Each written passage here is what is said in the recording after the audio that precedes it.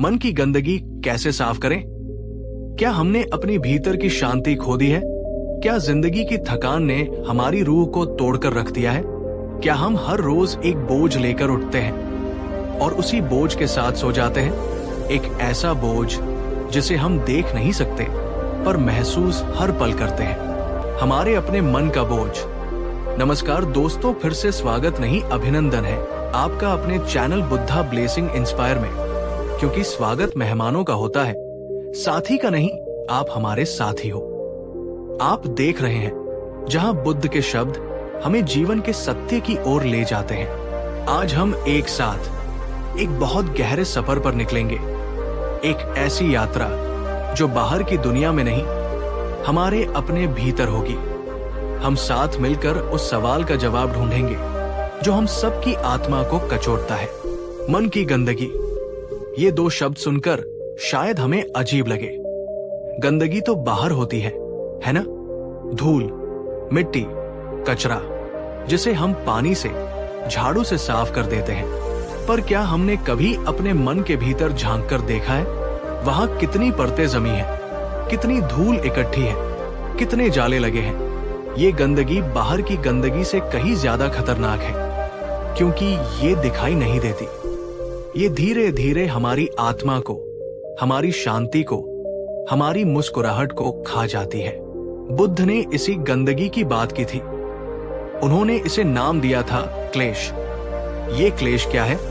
यही है हमारे मन की गंदगी। ये है क्रोध की आग जो सबसे पहले हमें ही जलाती है। ये है ईर्ष्या का जहर जो हम पीते हैं ये सोचकर कि सामने वाला मरेगा। ये है लोभ की कभी न बुझने वाली प्यास जो हमें हमेशा बेचैन रखती है। ये है मोह का बंधन जो हमें हर चीज से, हर इंसान से बांधकर हमें दुख के सागर में डुबो देता है। ये है अहंकार का पहाड़ जिस पर खड़े होकर हम सबको छोटा समझते हैं, पर असल में हम खुद अकेले रह जाते हैं। और ये है भय का अंधेरा जो हमें कुछ भी नया करने से, जीवन को खुलकर जीने से रोकता है। ये सब, यही है हमारे मन की गंदगी। ये वो मैल है जो हमारे मन के दर्पण पर जम गया है। एक ऐसा दर्पण जिसमें हमें अपनी असली, शांत और आनंदित छवि दिखनी चाहिए थी। पर इस मैल की वजह से हमें बस एक धुंधली, बेचैन और दुखी परछाई दिखती है। तो सवाल ये उठता है, इस गंदगी को साफ कैसे करें? क्या कोई साबुन है, कोई मंत्र, कोई जादू? बुद्ध कहते हैं रास्ता है, और वो रास्ता बाहर नहीं, हमारे भीतर से ही गुजरता है। ये सफाई किसी और को नहीं, हमें खुद करनी होगी। और हम ये अकेले नहीं करेंगे। हम सब मिलकर एक दूसरे का हाथ थामकर इस रास्ते को समझेंगे। पहला कदम, गंदगी को स्वीकार करना। सबसे मुश्किल और सबसे जरूरी कदम यही है। हम अक्सर अपने मन की गंदगी को देखना ही नहीं चाहते। हम उसे कालीन के नीचे छुपा देते हैं। जब हमें क्रोध आता है तो हम कहते हैं उसकी गलती थी, इसलिए मुझे गुस्सा आया। हम अपने क्रोध की जिम्मेदारी लेने से बचते हैं। जब हमें किसी की तरक्की देखकर जलन होती है तो हम कहते हैं वो इतना भी काबिल नहीं है, उसकी तो किस्मत अच्छी है। हम अपनी ईर्ष्या को स्वीकार नहीं करते।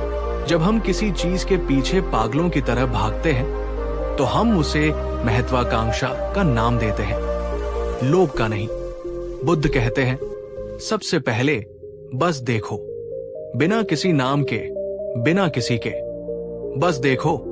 अगली बार जब क्रोध की लहर उठे तो उसे लड़ने की बजाय बस एक दर्शक की तरह देखो। महसूस करो कि वो शरीर में कहाँ उठ रहा है। क्या हमारी मुट्ठियां भींच रही है? क्या हमारा दिल तेज धड़क रहा है? क्या हमारे चेहरे पर तनाव है? बस देखो। जैसे हम आसमान में आते जाते बादलों को देखते हैं, हम बादलों से लड़ते नहीं, हम उन्हें हटाने की कोशिश नहीं करते। हम बस जानते हैं कि वो है और वो चले जाएंगे।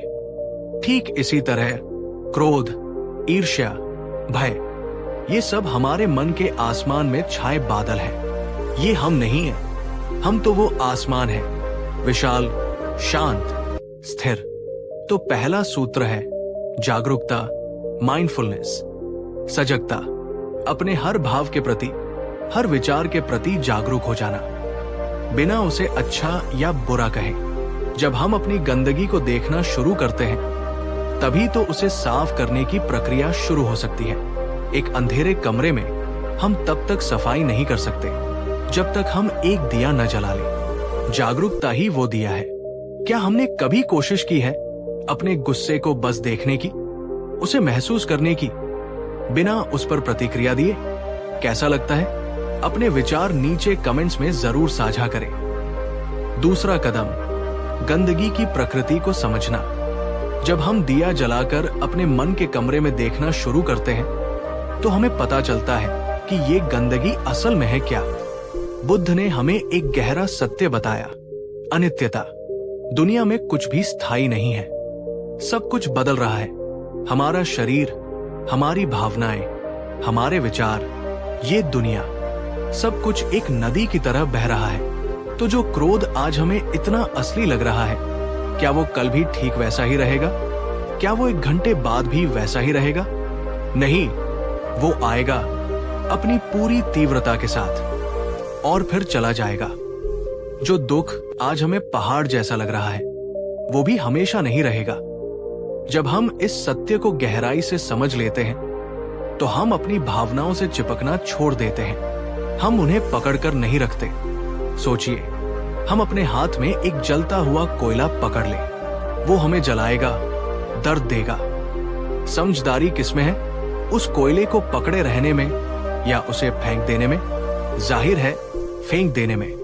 हमारे नकारात्मक विचार और भावनाएं भी उसी जलते हुए कोयले की तरह हैं। जब हम उनसे चिपक जाते हैं, जब हम ये मान लेते हैं कि मैं ही क्रोध हूं या मैं ही दुखी हूं, तो हम खुद को जलाते रहते हैं। जागरूकता हमें ये देखने में मदद करती है कि हमने कोयला हाथ में पकड़ रखा है, और अनित्यता का ज्ञान हमें उस कोयले को फेंक देने की शक्ति देता है। हम समझ जाते हैं कि ये कोयला मैं नहीं हूं, ये बस एक बाहरी चीज है, एक भावना है जो आई है और चली जाएगी।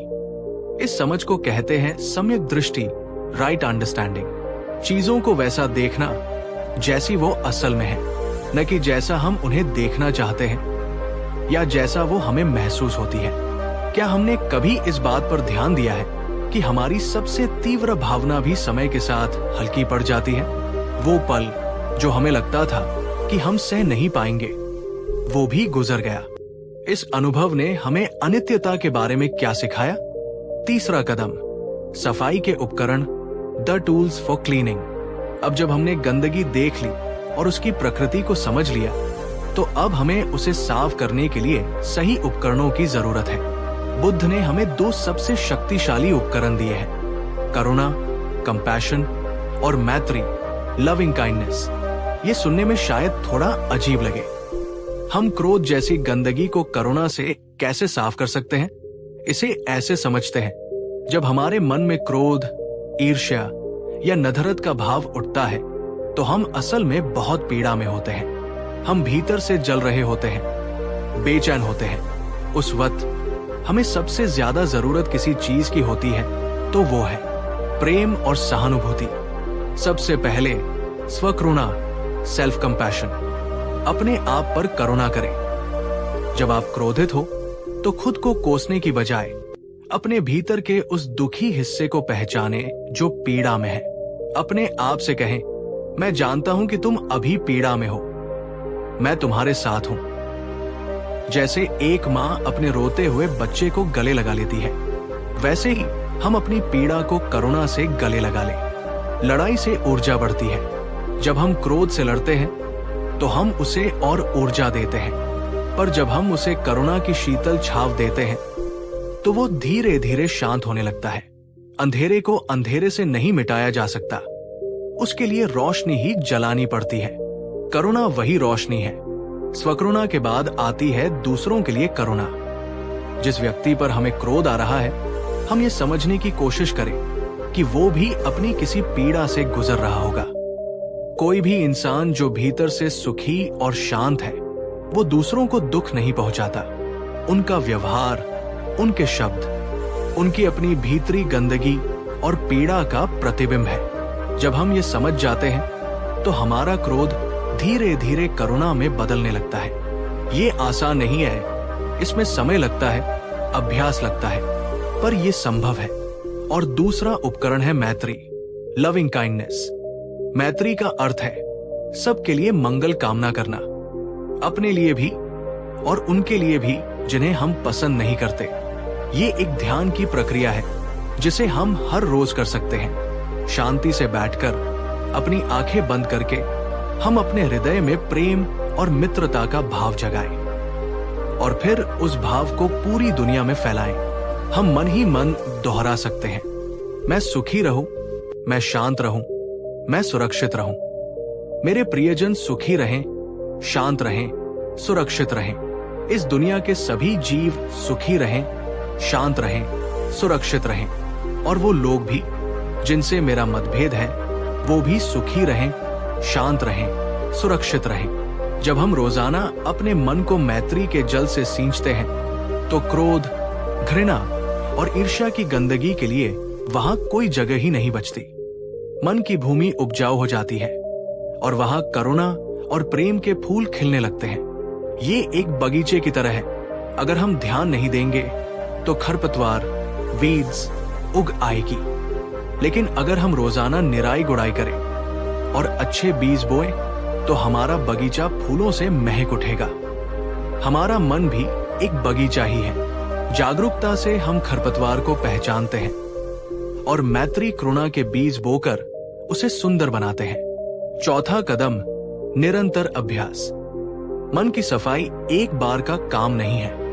ये ऐसा नहीं है कि हमने आज घर साफ कर दिया तो अब वो हमेशा साफ रहेगा। नहीं, धूल फिर से जमेगी, हमें रोज झाड़ू लगानी पड़ेगी। ठीक इसी तरह मन की सफाई भी एक निरंतर अभ्यास है। इसे हमारी दिनचर्या का हिस्सा बनना होगा। इसके लिए सबसे शक्तिशाली तकनीक है ध्यान, मेडिटेशन। ध्यान का अर्थ है हर रोज कुछ समय के लिए बस अपने साथ बैठना, अपनी आती जाती सांसों को देखना, अपने विचारों को बादलों की तरह आते जाते देखना, अपनी भावनाओं की लहरों को उठते और गिरते देखना। ध्यान वो समय है जब हम अपने मन के दर्पण को रोजाना पोंछते हैं। शुरू में जब हम बैठेंगे तो मन बहुत भागेगा, हजारों विचार आएंगे। हमें लगेगा कि ये असंभव है, पर हमें हार नहीं माननी है। जैसे एक शरारती बछड़े को खूंटे से बांधा जाता है और वो बार बार रस्सी तुड़ाकर भागने की कोशिश करता है, पर धीरे धीरे उसे वही रहने की आदत पड़ जाती है। वैसे ही हमारा मन है, सांसें हमारा वो खूंटा है। जब भी मन भटके हमें बस प्यार से, बिना खुद को कोसे, उसे वापस अपनी सांसों पर ले आना है। बस इतना ही करना है, बार बार, हजार बार, लाख बार। हर बार जब हम अपने भटकते हुए मन को वापस लाते हैं, हम अपनी जागरूकता की मांसपेशी को मजबूत कर रहे होते हैं। धीरे धीरे अभ्यास के साथ हम पाएंगे कि विचारों के बीच का अंतराल बढ़ने लगा है, मन शांत होने लगा है, वो दर्पण साफ होने लगा है।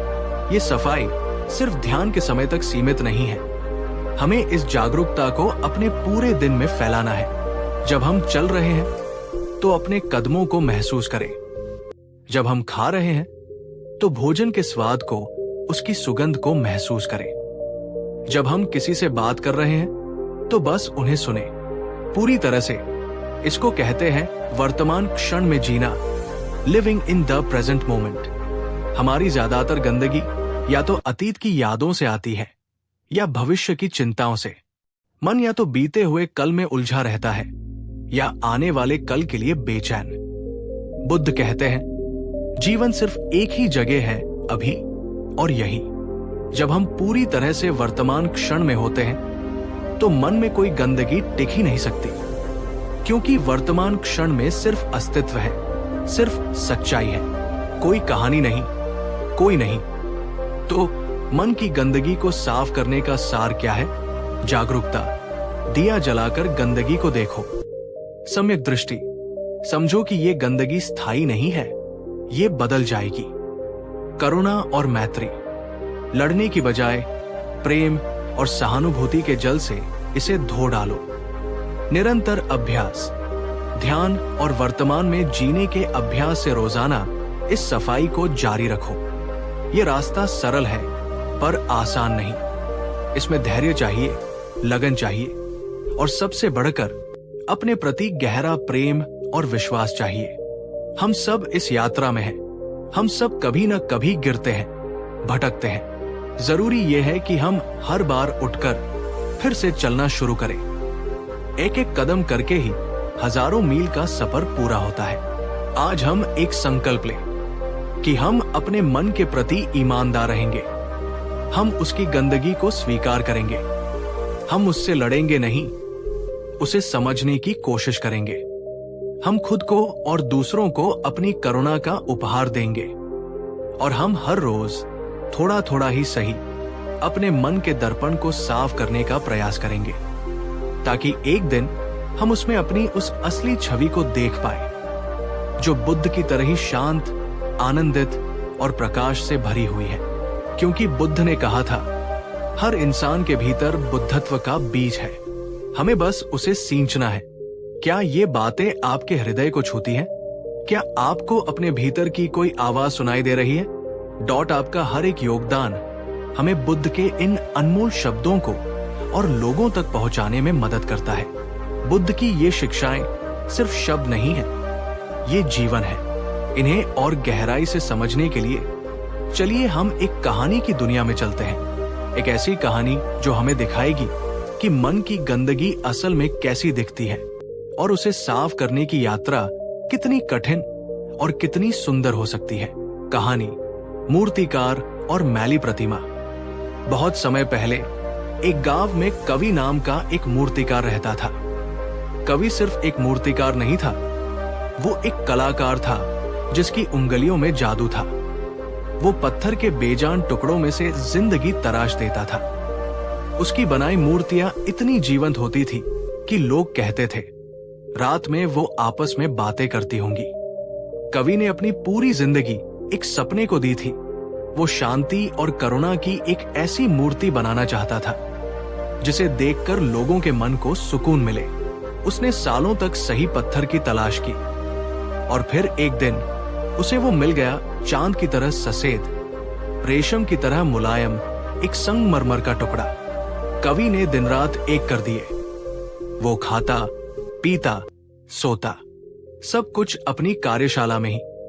उसका हर छेनी का वार एक प्रार्थना थी, हर रगड़ाई एक ध्यान। महीनों की इस तपस्या के बाद एक अद्भुत कृति ने जन्म लिया। ये करुणा की देवी की मूर्ति थी। उसका चेहरा इतना शांत, इतना सौम्य था कि उसे देखकर आंखों में आंसू आ जाए। उसकी मुस्कान में एक अजीब सा खिंचाव था, जैसे वो दुनिया के सारे दुख अपने भीतर समेटकर भी मुस्कुरा रही हो। गांव के लोग दूर दूर से उसे देखने आते और उसकी कला के सामने सिर झुकाते। कवि की ख्याति चारों ओर फैल गई। कवि अपनी इस कृति को देखकर फूला नहीं समाता था। ये सिर्फ एक मूर्ति नहीं थी, ये उसके जीवन भर की साधना का फल था। ये उसका गौरव थी, उसका अभिमान थी। लेकिन फिर कुछ अजीब होना शुरू हुआ। एक सुबह जब कवि अपनी कार्यशाला में आया तो उसने देखा कि मूर्ति के चेहरे पर, ठीक गाल पर, एक छोटा सा काला मैला धब्बा था। वो धब्बा ऐसा लग रहा था जैसे किसी ने कीचड़ फेंक दिया हो। किसकी हिम्मत हुई? कवि गुस्से से गरजा। उसने सोचा कि किसी जलने वाले प्रतिद्वंद्वी ने रात में घुसकर ये हरकत की है। उसने एक मुलायम कपड़ा लिया और उसे पानी में भिगोकर धब्बे को साफ करने लगा। पर हैरानी की बात थी, धब्बा नहीं मिटा। उसने और जोर से रगड़ा, पर धब्बा टस से मस नहीं हुआ, बल्कि ऐसा लगा जैसे वो और गहरा हो गया हो।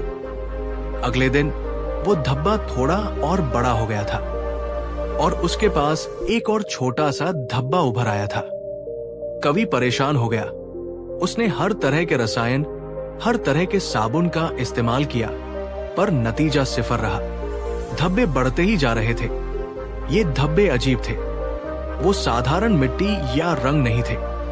वो चिपचिपे, तैलीय और बदबूदार थे।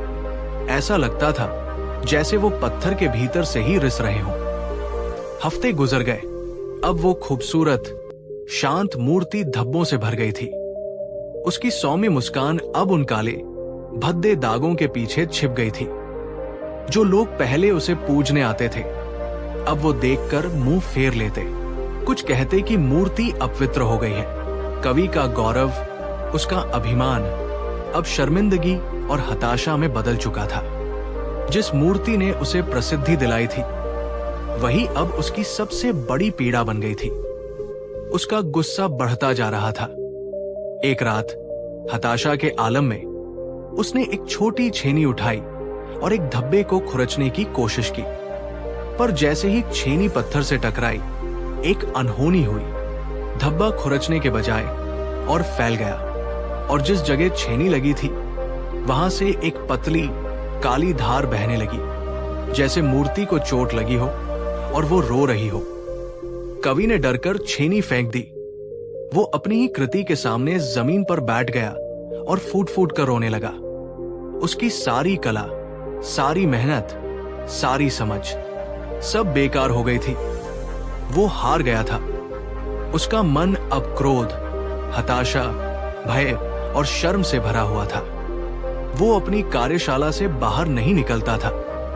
उसे उन लोगों से नफरत होने लगी थी जो उसकी मूर्ति की अब निंदा करते थे। उसे खुद से नफरत होने लगी थी।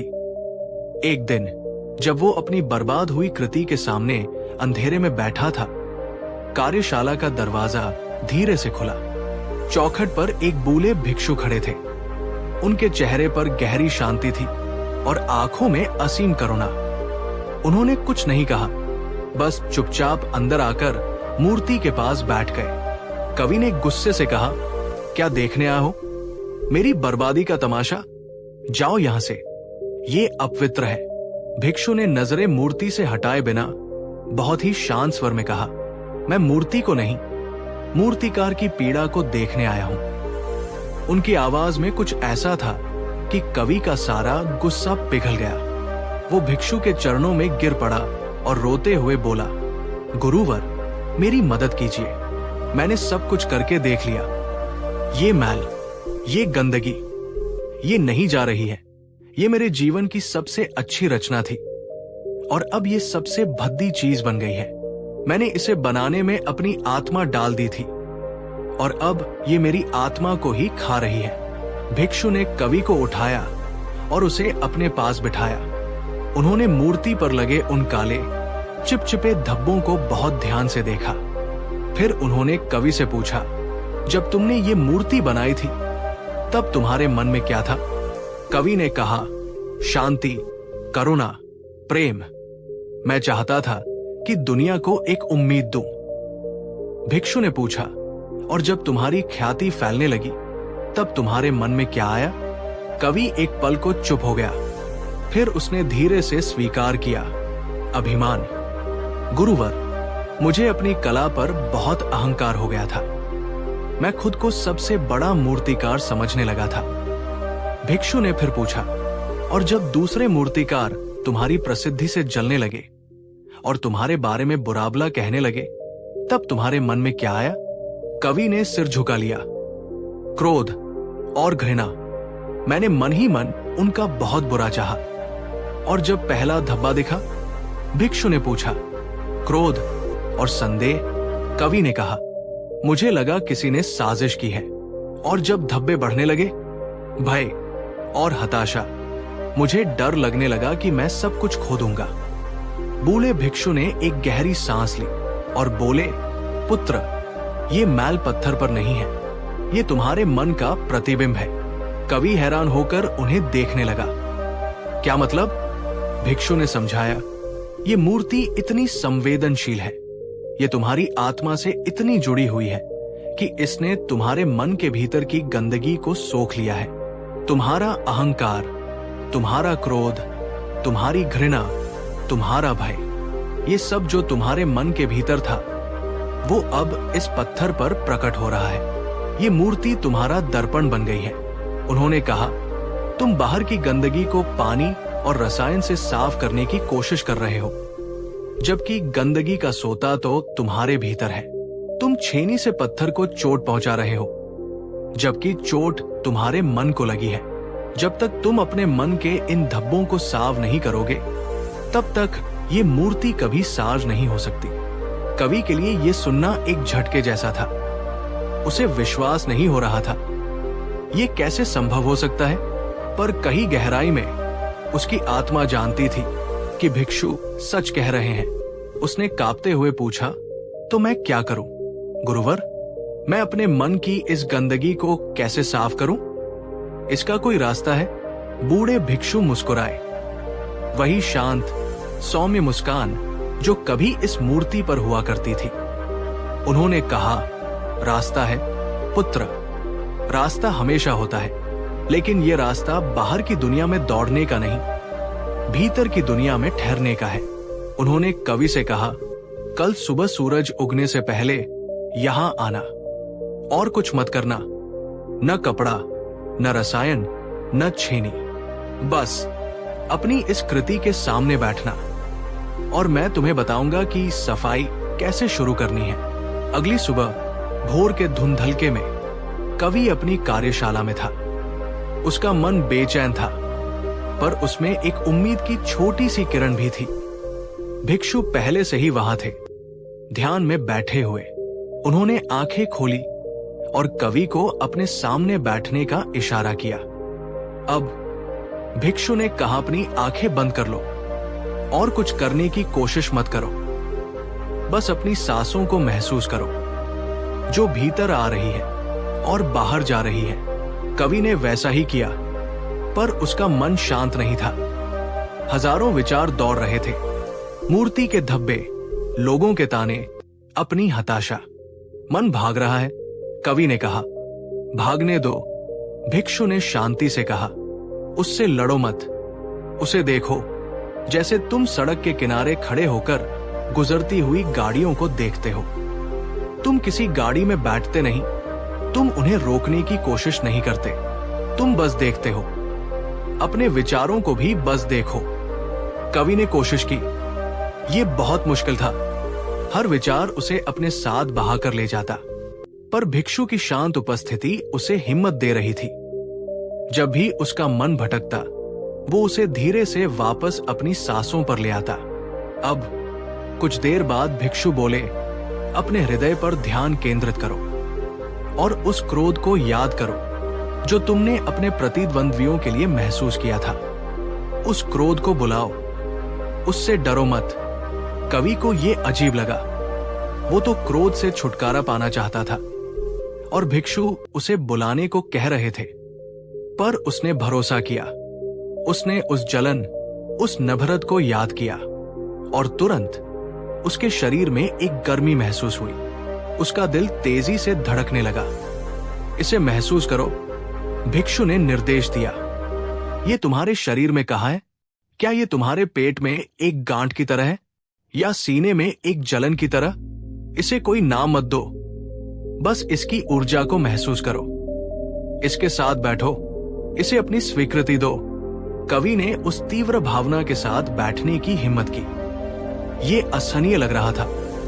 उसे लगा कि वो फट पड़ेगा, पर वो बैठा रहा, सांस लेता रहा, और फिर धीरे धीरे उसने कुछ अजीब महसूस किया।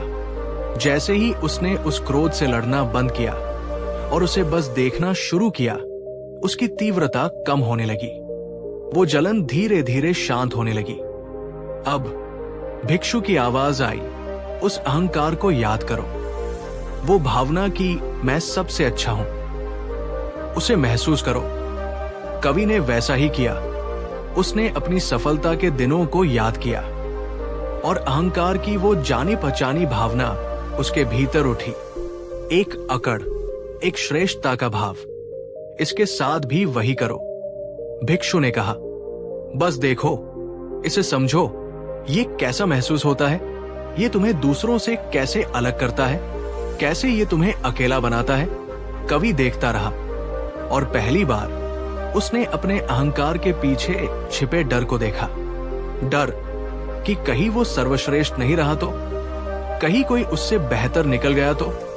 उसने देखा कि उसका अहंकार उसकी ताकत नहीं, उसकी सबसे बड़ी कमजोरी थी।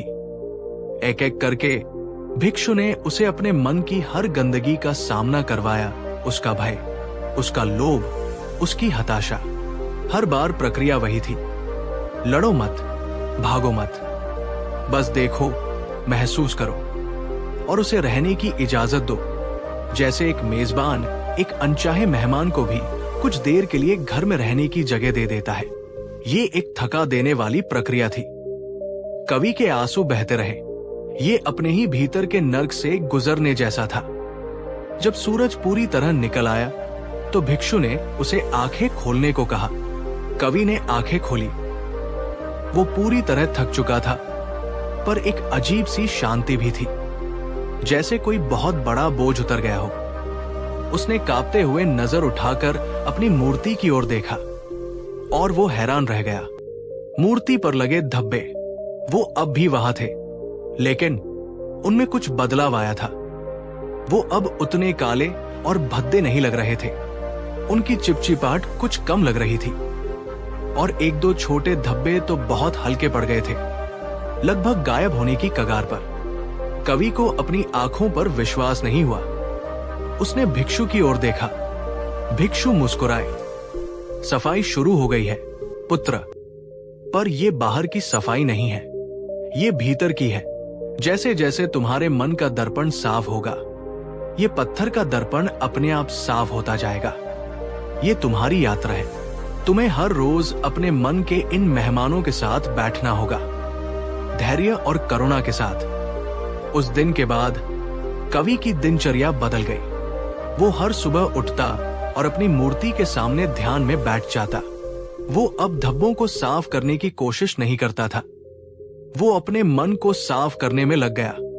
ये आसान नहीं था। कई दिन ऐसे होते जब उसे कोई पर्क नहीं दिखता। कई दिन उसका मन इतना अशांत होता कि बैठना भी मुश्किल हो जाता। कई बार पुरानी आदतें, पुराना क्रोध, पुराना अहंकार लौट आता और जब भी ऐसा होता मूर्ति पर धब्बे फिर से गहरे हो जाते। लेकिन कवि ने हार नहीं मानी। वो लगा रहा। उसने सीखा खुद पर करुणा करना। जब वो गिरता तो खुद को कोसने की बजाय वो धूल झाड़कर फिर से खड़ा हो जाता। उसने सीखा अपने क्रोध के पीछे की पीड़ा को देखना। उसने सीखा अपने अहंकार के पीछे के भय को समझना। धीरे धीरे महीनों के अभ्यास के बाद चमत्कार होने लगा।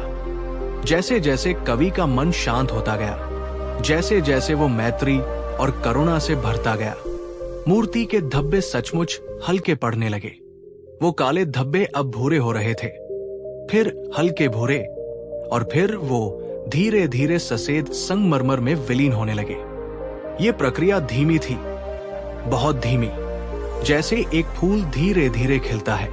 गांव के लोग जो अब तक उसे पागल समझने लगे थे, उन्होंने भी ये बदलाव देखना शुरू कर दिया। वो फिर से कार्यशाला में आने लगे, पर इस बार मूर्ति की कला देखने नहीं, बल्कि इस मौन चमत्कार को देखने। कवि अब पहले वाला कवि नहीं रहा था। उसकी आंखों में अब अहंकार की चमक नहीं, बल्कि गहरी शांति और समझ थी। वो कम बोलता था और ज्यादा सुनता था। एक दिन गांव का एक अमीर सेठ उसके पास आया, जिसकी कवि के सबसे बड़े प्रतिद्वंद्वी से दुश्मनी थी। सेठ ने कवि को सोने की थैलियों का लालच दिया और कहा, तुम मेरे लिए उस दुष्ट मूर्तिकार से भी सुंदर मूर्ति बनाओ, मैं तुम्हें मुंह मांगा दाम दूंगा। हमें उसे नीचा दिखाना है। 1 साल पहले वाला कवि शायद इस प्रस्ताव पर तुरंत तैयार हो जाता। उसके भीतर का अहंकार और लोभ जाग जाता। पर आज कवि ने बस सेठ की आंखों में देखा। उसे सेठ के भीतर का क्रोध, ईर्ष्या और असुरक्षा साफ दिखाई दे रही थी। उसे सेठ पर गुस्सा नहीं, करुणा आई। उसने सोने की थैलियों को विनम्रता से अस्वीकार कर दिया और कहा, सेठ जी, मैं मूर्तियां बनाता हूं, हथियार नहीं। कला जोड़ने के लिए होती है, तोड़ने के लिए नहीं। आप अपने मन की शांति पर ध्यान दीजिए। दूसरों को नीचा दिखाने में कुछ नहीं रखा। उस रात जब कवि अपनी मूर्ति के सामने बैठा तो उसने देखा कि एक और बड़ा सा धब्बा लगभग पूरी तरह गायब हो गया था। अब मूर्ति लगभग साफ हो चुकी थी। बस एक आखिरी, सबसे गहरा और सबसे पुराना धब्बा, जो सबसे पहले प्रकट हुआ था, वो अभी भी मूर्ति के हृदय के पास बाकी था। वो बहुत हल्का हो गया था, पर अभी भी दिखाई दे रहा था। कवि समझ गया था कि ये धब्बा उसके सबसे गहरे क्लेश, सबसे गहरी पकड़ से जुड़ा हुआ है। पर वो क्या था? उसने अपने क्रोध, अहंकार, भय, लोभ सबको देख लिया था, समझ लिया था। फिर ये आखिरी धब्बा किसका था? वो हफ्तों तक उस धब्बे के साथ बैठा, पर उसे समझ नहीं आया कि ये किस भावना का प्रतिबिंब है। वो बेचैन होने लगा। उसे लगा कि शायद वो इस आखिरी गंदगी को कभी साफ नहीं कर पाएगा। एक रात भिक्षु फिर से उसके पास आए। उन्होंने मूर्ति को देखा, उस आखिरी बचे हुए धब्बे को देखा, और फिर कवि के चिंतित चेहरे को देखा। क्या हुआ पुत्र? उन्होंने पूछा। तुम मंजिल के इतने करीब आकर क्यों बेचैन हो? कवि ने कहा, गुरुवर, मैं इस आखिरी धब्बे को नहीं समझ पा रहा। ये किस चीज का है? मैंने अपने मन के हर कोने में झांक कर देख लिया। भिक्षु मूर्ति के पास गए। उन्होंने उस धब्बे पर हाथ फेरा। फिर वो मुड़े और कवि से एक सरल सा सवाल पूछा, एक ऐसा सवाल जिसने कवि की आत्मा को हिलाकर रख दिया। उन्होंने पूछा, पुत्र, तुम इस मूर्ति से कितना प्रेम करते हो? कवि ने तुरंत कहा, सबसे ज्यादा। ये मेरे जीवन का सार है। मैं इसके बिना जीने की कल्पना भी नहीं कर सकता। भिक्षु की आंखों में एक गहरी उदासी और करुणा एक साथ तैर गई। उन्होंने कहा, पुत्र, ये आखिरी धब्बा, ये क्रोध, अहंकार या भय का नहीं है। ये मोह, अटैचमेंट का धब्बा है। ये इस मूर्ति से, अपनी इस सबसे सुंदर रचना से तुम्हारे गहरे लगाव का धब्बा है। तुमने अपने मन की सारी गंदगी साफ कर ली, पर तुम उस चीज को नहीं छोड़ पा रहे हो जो तुम्हें सबसे ज्यादा प्रिय है। तुमने अपनी पहचान को इस मूर्ति से जोड़ लिया है। तुम सोचते हो, ये मेरी मूर्ति है, ये मेरी रचना है। जब तक ये मेरा भाव रहेगा, तब तक ये आखिरी धब्बा नहीं जाएगा। शांति पाने का अंतिम कदम है सबसे प्रिय चीज को भी मुक्त करने की कला सीखना। अनासक्ति, पुत्र, अनासक्ति। भिक्षु की बात सुनकर कवि सन्न रह गया।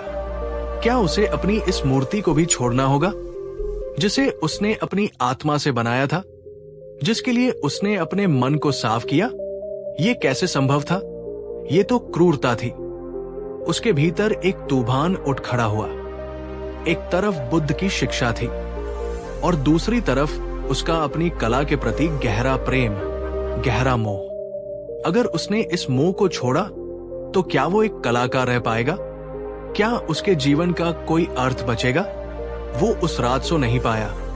वो अपनी मूर्ति के सामने बैठा रहा, जो अब लगभग दिव्य लग रही थी। सिवाय उस एक धुंधले धब्बे के, उसे एक चुनाव करना था। अपनी सबसे बड़ी रचना को पकड़ कर रखना और उस आखिरी धब्बे के साथ जीना, या फिर उसे भी मुक्त करके परम शांति को पाना और देखना कि क्या होता है। उसने कांपते हाथों से अपनी सबसे छोटी, सबसे तेज छेनी उठाई और मूर्ति के हृदय के पास, उस आखिरी धब्बे के ठीक बगल में रख दी। उसके मन में युद्ध चल रहा था। एक आवाज कह रही थी, ये तुम्हारी है, इसे बचाओ। और दूसरी शांत आवाज कह रही थी, इसे जाने दो, मुक्त हो जाओ। उसकी आंखों से आंसू बह रहे थे। उसने छेनी पर अपनी पकड़ मजबूत की। उसे नहीं पता था कि वो क्या करने वाला है।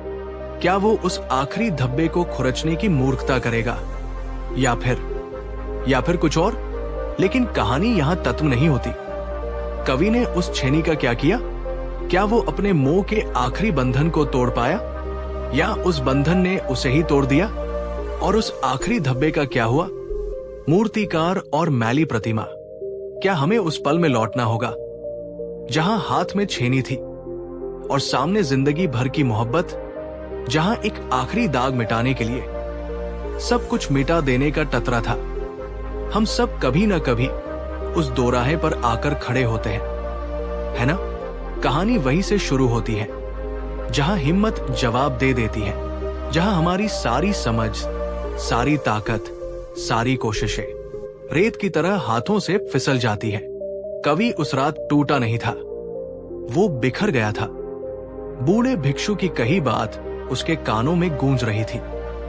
ये मोह का धब्बा है पुत्र। अनासक्ति, अनासक्ति, अनासक्ति। ये शब्द सुनना कितना सरल है, पर इसे जीना तो जैसे अपनी ही खाल उतार देने जैसा है। जिस मूर्ति को उसने अपनी आत्मा का टुकड़ा समझकर बनाया, उसे अपनी पहचान से अलग कैसे करे? जिस प्रेम ने उसे बनाया, उसी प्रेम को अब छोड़ कैसे दे? ये सवाल, ये पीड़ा इतनी गहरी थी कि कवि का शरीर और मन दोनों ने हार मान ली। वहीं मूर्ति के चरणों में अपनी टूटी हुई हिम्मत के साथ वो चेतना और बेहोशी के बीच एक गहरी खाई में गिर गया। और उस गहरी नींद में, उस आत्मविस्मृति में उसने एक सपना देखा। या शायद वो सपना नहीं था, शायद वो पहली बार असलियत देख रहा था। उसने देखा कि वो एक अनंत खाली आकाश में तैर रहा है। न जमीन थी, न आसमान, बस वो था। और उससे कुछ दूर उसकी बनाई हुई वो करुणा की मूर्ति तैर रही थी। वो पहले से भी ज्यादा सुंदर, ज्यादा जीवंत लग रही थी। और फिर उसने देखा कि उसके हृदय से एक सुनहरा चमकता हुआ धागा निकल रहा है, एक रेशम की डोर जो प्रकाश से बनी थी। वो धागा हवा में तैरता हुआ सीधा मूर्ति के हृदय से जाकर जुड़ गया। कवि को यह देखकर बहुत सुकून मिला। ये प्रेम का धागा था, ये जुड़ाव का, अपनेपन का प्रतीक था। उसने प्यार से उस धागे को छुआ। वो गर्म और जिंदा महसूस हो रहा था। तभी कहीं दूर से प्रशंसा के कुछ शब्द सुनाई दिए। अद्भुत, क्या कला है! ये मूर्तिकार तो एक जादूगर है। जैसे ही ये शब्द हवा में गूंजे, वो सुनहरा धागा और भी तेज चमकने लगा। एक सुखद ऊर्जा उस धागे से बहकर कवि के हृदय में आने लगी। उसे बहुत अच्छा लगा। ये उसके अहंकार का पोषण था। फिर आवाजें बदली। अब निंदा के शब्द सुनाई देने लगे। इसमें अब वो बात नहीं रही, इस पर तो दाग लगा है, ये तो अपवित्र है। और जैसे ही ये शब्द गूंजे, वो सुनहरा धागा कसने लगा। वो अब रेशम की डोर नहीं, एक लोहे की जंजीर बन गया था। वो उसके हृदय को भींच रहा था। एक तेज दर्द उठा, जैसे कोई उसकी आत्मा को निचोड़ रहा हो। उसने देखा कि धागे के खिंचाव से मूर्ति के चेहरे पर भी पीड़ा के भाव उभर आए थे। उसने उस धागे को तोड़ने की कोशिश की, पर वो अब टूट नहीं रहा था। वो जितना उसे खींचता, उसका दर्द उतना ही बढ़ जाता। भिक्षु, शांत, गूंजती हुई आवाज में ये धागा किस चीज से बना है? पुत्र, कवि दर्द से करहाते हुए, ये प्रेम से बना है, मेरे और मेरी कला के बीच के प्रेम से। भिक्षु, फिर ये तुम्हें पीड़ा क्यों दे रहा है? प्रेम तो मुक्त करता है, बांधता नहीं। देखो इसे ध्यान से, ये प्रेम नहीं, ये मेरा है, ये मैं हूं। ये धागा तुम्हारी उम्मीदों से बना है। ये लोगों की प्रशंसा से मजबूत होता है और उनकी निंदा से जहरीला हो जाता है। ये धागा मुंह है।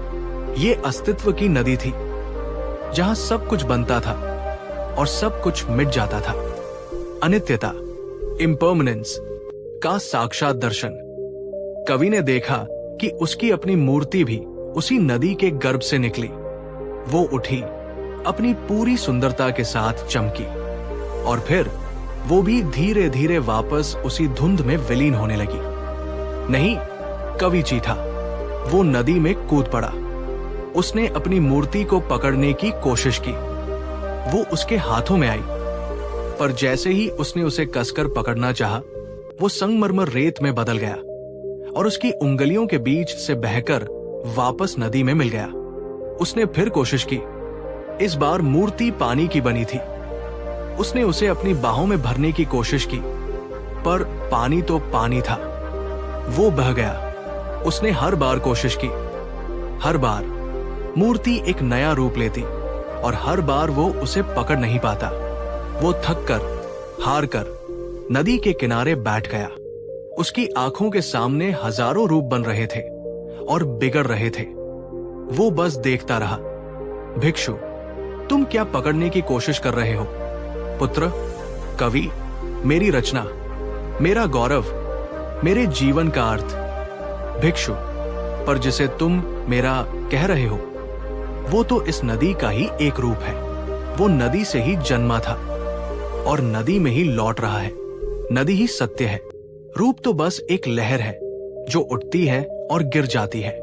क्या तुम एक लहर को हमेशा के लिए पकड़ कर रख सकते हो? उन्होंने आगे कहा, तुम लहर से प्रेम करते हो, ये सुंदर है, पर जब तुम लहर को नदी से अलग करने की कोशिश करते हो तभी दुख का जन्म होता है। लहर का असली सौंदर्य उसके नदी होने में ही है। तुम्हारी मूर्ति का असली सौंदर्य उसके पत्थर होने में नहीं, उसके अस्तित्व का हिस्सा होने में है। पहले तो उसे एक भयानक थालीपन महसूस हुआ, एक हानि का, एक नुकसान का गहरा एहसास। उसकी आंखों ने उस जगह को खोजा जहां मूर्ति होनी चाहिए थी, पर वहां कुछ नहीं था। वो उस थाली जगह के सामने बैठ गया। वो बस उस कुछ को देखता रहा। धीरे धीरे उसका भय कम होने लगा। उसने महसूस किया कि जहां मूर्ति नहीं है वहां अब शांति है। वहां अब कोई उम्मीद नहीं है तो कोई निराशा भी नहीं है, कोई प्रशंसा नहीं है तो कोई निंदा भी नहीं है, कोई मेरा नहीं है तो खोने का कोई डर भी नहीं है। वो थालीपन, वो शून्यता असल में छाली नहीं थी, वो संभावनाओं से भरी हुई थी, वो परम विश्राम से भरी हुई थी। उसे अचानक एक बोध हुआ, एक गहरी समझ उसके भीतर उतरी। मैं मूर्ति नहीं हूं, मैं मूर्तिकार भी नहीं हूं, मैं वो नाम भी नहीं हूं जिसे दुनिया जानती है। तो फिर मैं कौन हूं? उसे जवाब नहीं मिला, पर पहली बार जवाब न होने से उसे कोई बेचैनी नहीं हुई। उसे बस एक गहरी, असीम शांति महसूस हुई और उसी शांति में उसे अपने भीतर एक नई तरह का प्रेम महसूस हुआ। एक ऐसा प्रेम जिसे किसी वस्तु की, किसी रूप की, किसी धागे की जरूरत नहीं थी।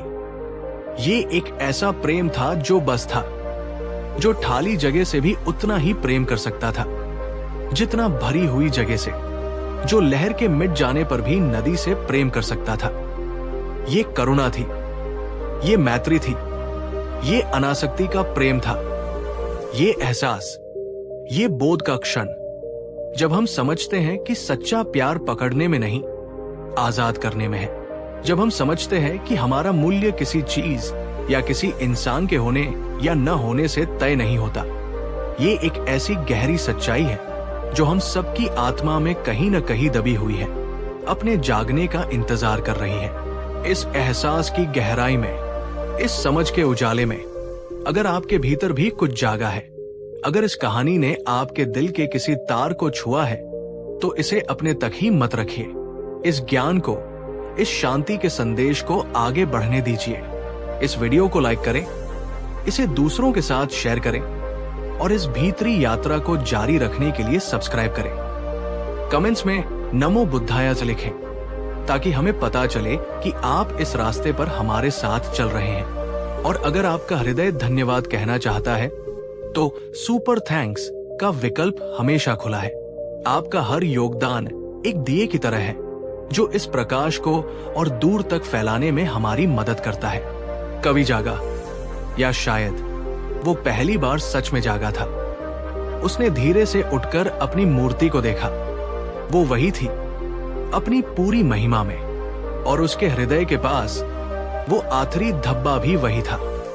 पर अब जब कवि ने उसे देखा तो उसे वो धब्बा नहीं लगा, उसे वो एक निशान लगा, एक पहचान, एक जन्म चिन्ह। जैसे हर इंसान की त्वचा पर कोई तिल या निशान होता है जो उसे अद्वितीय बनाता है, ये धब्बा भी अब इस मूर्ति की कहानी का एक हिस्सा था।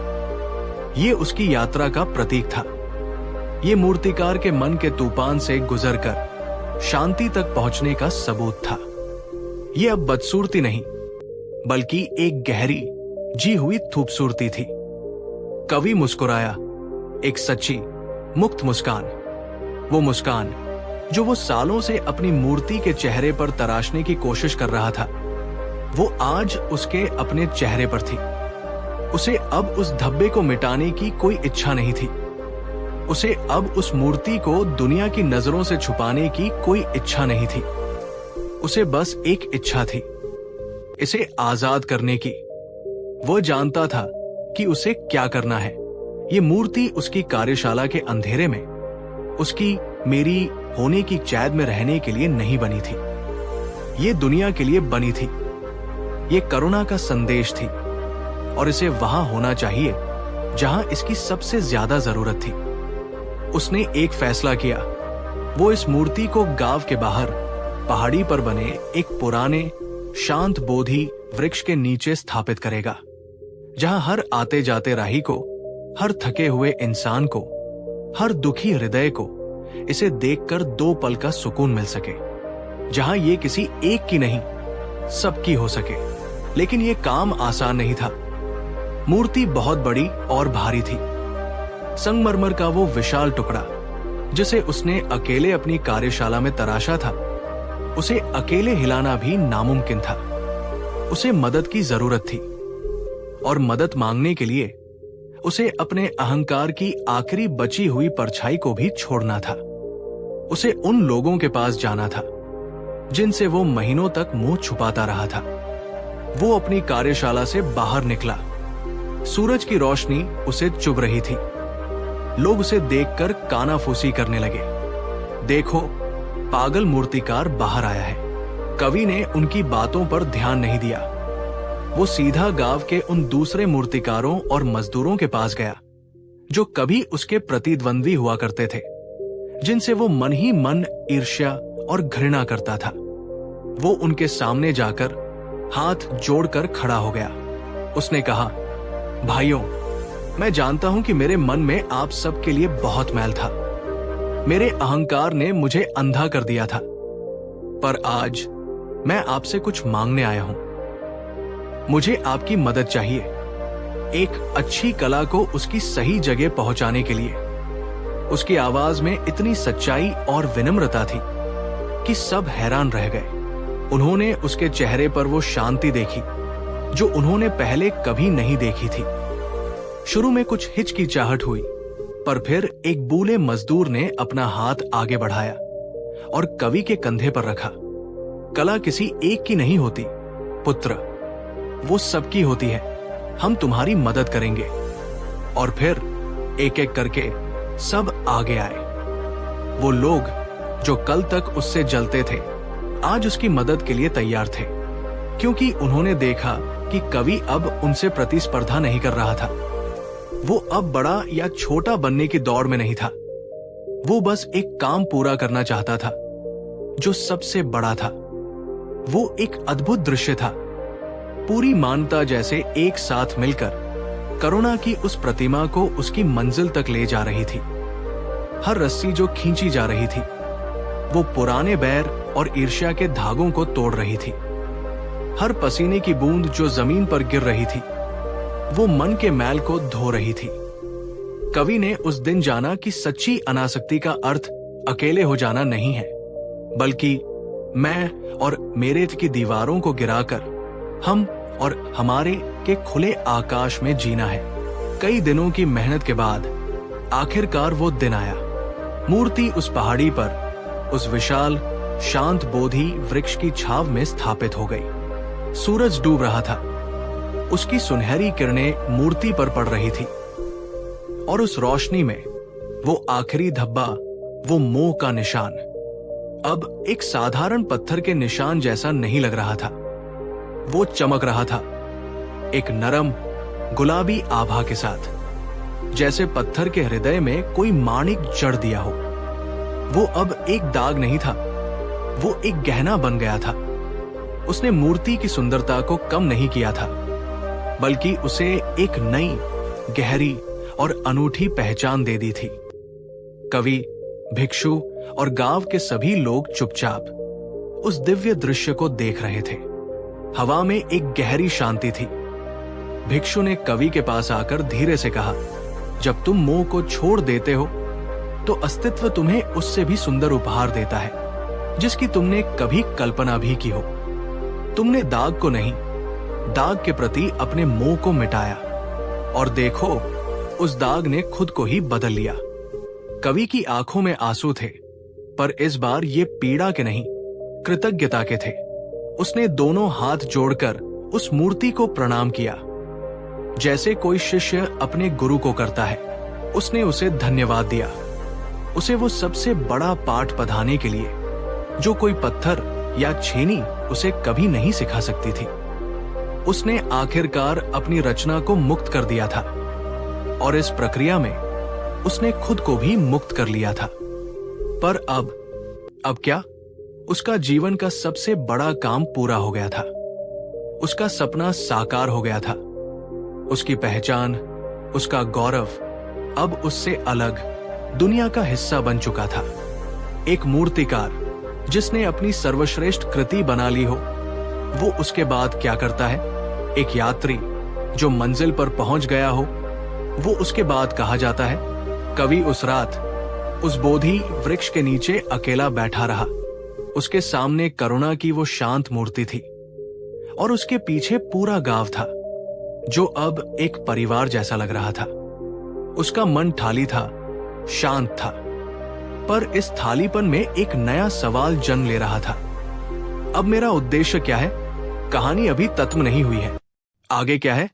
जब जीवन का सबसे बड़ा लक्ष्य पूरा हो जाता है तो क्या जीवन खत्म हो जाता है या एक नए और गहरे अर्थ की खोज शुरू होती है? जब मंजिल मिल जाए तो सफर का क्या होता है? जब जीवन का सबसे बड़ा सपना सच हो जाए तो क्या हम जागना बंद कर देते हैं? या शायद असली यात्रा तो उसके बाद ही शुरू होती है, उस थालीपन में, उस खामोशी में, जहां कोई नक्शा नहीं होता। कहानी उस खामोशी से आगे बढ़ती है जो हर बड़े शोर के बाद आती है। कवि ने अपने मन की गंदगी साफ कर ली थी। उसने अपने मोह के बंधन को तोड़ दिया था। उसने अपनी सबसे बड़ी कृति को दुनिया को सौंप दिया था। वो मुक्त था, आजाद था, पर इस आजादी में एक अजीब सा सूनापन था। दिन गुजरने लगे। पहाड़ी पर वो मूर्ति एक तीर्थ बन गई। दूर दूर से लोग आते, उसके शांत चेहरे को देखते, उसके हृदय पर उस अनोखे चमकते हुए निशान को देखते और एक अजीब सा सुकून लेकर लौटते। वो कवि को ढूंढते। वो उस महान मूर्तिकार से मिलना चाहते थे जिसने पत्थर में प्राण फूंक दिए थे। पर कवि अब अपनी कार्यशाला में नहीं मिलता था। उसकी छेनी और हथौड़ी पर धूल जम रही थी। संगमरमर के अछूते टुकड़े खामोश खड़े थे, जैसे किसी के स्पर्श का इंतजार कर रहे हों। कवि अब मूर्तिकार नहीं था। तो फिर वो कौन था? उसने कुछ होने का बोझ उतार दिया था, पर अब कुछ न होने का ठालीपन उसे घेर रहा था। ये वो शांति थी जिसके लिए उसने इतनी बड़ी लड़ाई लड़ी थी। पर इस शांति में कोई गीत नहीं था, कोई संगीत नहीं था। ये एक सुंदर पर खाली कमरा था। एक शाम जब वो यूं ही नदी किनारे बैठा था, बूले भिक्षु उसके पास आकर बैठ गए। वो कुछ देर खामोशी से बहती नदी को देखते रहे। फिर भिक्षु ने पूछा, क्या सोच रहे हो पुत्र? कवि ने बिना नजरें हटाए कहा, गुरुवर, मैं थाली हूं। मेरे भीतर कुछ भी नहीं है, न कोई इच्छा, न कोई लक्ष्य, न कोई सपना। ये अच्छा है, पर ये अधूरा भी है। अब मैं क्या करूं? मेरा उद्देश्य क्या है? भिक्षु मुस्कुराए। उन्होंने नदी से एक छोटा गोल पत्थर उठाया। देखो इसे, उन्होंने कहा। ये थाली है, इसके भीतर कुछ नहीं है। पर क्या ये बेकार है? उन्होंने पत्थर को पानी में फेंका। टप, एक छोटी सी लहर उठी और फिर उससे जुड़ी हुई अनगिनत लहरों का एक गोला बनता चला गया, जो धीरे धीरे पूरे नदी के विस्तार में फैल गया। एक छाली पत्थर ने पूरी नदी में हलचल पैदा कर दी। भिक्षु ने कहा, पुत्र, जिसे तुम तालीपन या शून्यता, एम्प्टीनेस समझ रहे हो, वो अंत नहीं है, वो शुरुआत है, वो परम संभावना है। जब एक बर्तन खाली होता है तभी तुम उसमें कुछ भी भर सकते हो, अमृत भी और जहर भी। उन्होंने आगे कहा, अब तक तुम एक ऐसा बर्तन थे जो मैं और मेरे से लबालब भरा हुआ था। उसमें किसी और चीज के लिए कोई जगह ही नहीं थी। तुमने बड़ी साधना से उस बर्तन को खाली किया है। अब सवाल ये नहीं है कि मेरा उद्देश्य क्या है, अब सवाल यह है कि मैं इस थालीपन को किस चीज से भरने का चुनाव करता हूं। कवि ने पूछा, पर मैं क्या भरूं? मेरे पास तो अब देने को कुछ भी नहीं है। मेरी कला, मेरा हुनर, वो सब तो उस मूर्ति के साथ ही चला गया। भिक्षु ने कवि के हाथों को अपने हाथों में लिया। तुम्हें लगता है कि तुम्हारा हुनर तुम्हारी छेनी और हथौड़ी में था? नहीं पुत्र, तुम्हारा हुनर तुम्हारे ध्यान में था, तुम्हारी करुणा में था, तुम्हारी उस क्षमता में था जिससे तुम एक बेजान चीज को भी प्रेम से देख सकते थे। छेनी तो बस एक औजार थी, अब तुम्हें बस नए औजार खोजने हैं। भिक्षु चले गए, पर उनके शब्द कवि के भीतर गूंजते रहे। अब मैं इस थालीपन को किस चीज से भरने का चुनाव करता हूं? अगले कुछ दिन कवि इसी सवाल के साथ जिया। वो लोगों को देखता, उनकी छोटी छोटी खुशियों को, उनके छोटे छोटे दुखों को, पर उसे कुछ महसूस नहीं होता था। वो एक साफ शीशे की तरह हो गया था जिस पर कोई तस्वीर नहीं टिकती थी। एक दोपहर वो अपनी पुरानी खामोश कार्यशाला के दरवाजे पर बैठा था। तभी गांव की एक छोटी सी बच्ची, जिसका नाम आनंदा था, रोती हुई उसके पास आई। उसके छोटे छोटे हाथों में एक लकड़ी का बना टूटा हुआ पक्षी था। वो उसका सबसे प्रिय खिलौना था। खेलते खेलते गिरकर उसका एक पंख टूट गया था। क्या हुआ बेटी? कवि से पूछा। बच्ची ने रोते हुए अपनी तोतली जबान में कहा, मेरा चीऊ टूट गया, अब ये उड़ेगा नहीं। उसने उम्मीद भरी नजरों से कवि की ओर देखा। गांव में सब जानते थे कि ये आदमी लकड़ी और पत्थर से कुछ भी बना सकता है।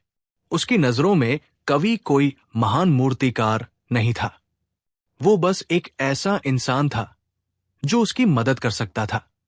कवि ने उस टूटे हुए खिलौने को देखा। एक पल के लिए उसके भीतर एक पुराना विचार कौंधा। मैं, जिसने करुणा की देवी की मूर्ति बनाई, मैं अब ये बच्चों के टूटे खिलौने जोड़ूंगा। एक बहुत ही सूक्ष्म, लगभग मरी हुई अहंकार की लहर उठी और शांत हो गई। फिर उसने बच्ची के चेहरे को देखा। उसकी आंखों में कोई उम्मीद नहीं थी, कोई मांग नहीं थी, बस एक मासूम सा सच्चा विश्वास था। उसकी पीड़ा असली थी, और उस पीड़ा को देखकर कवि के उस थाली बर्तन में करुणा की पहली बूंद गिरी। कवि ने कुछ नहीं कहा, उसने बस अपना हाथ आगे बढ़ाया और उस टूटे हुए पक्षी को ले लिया। वो अपनी कार्यशाला के भीतर गया।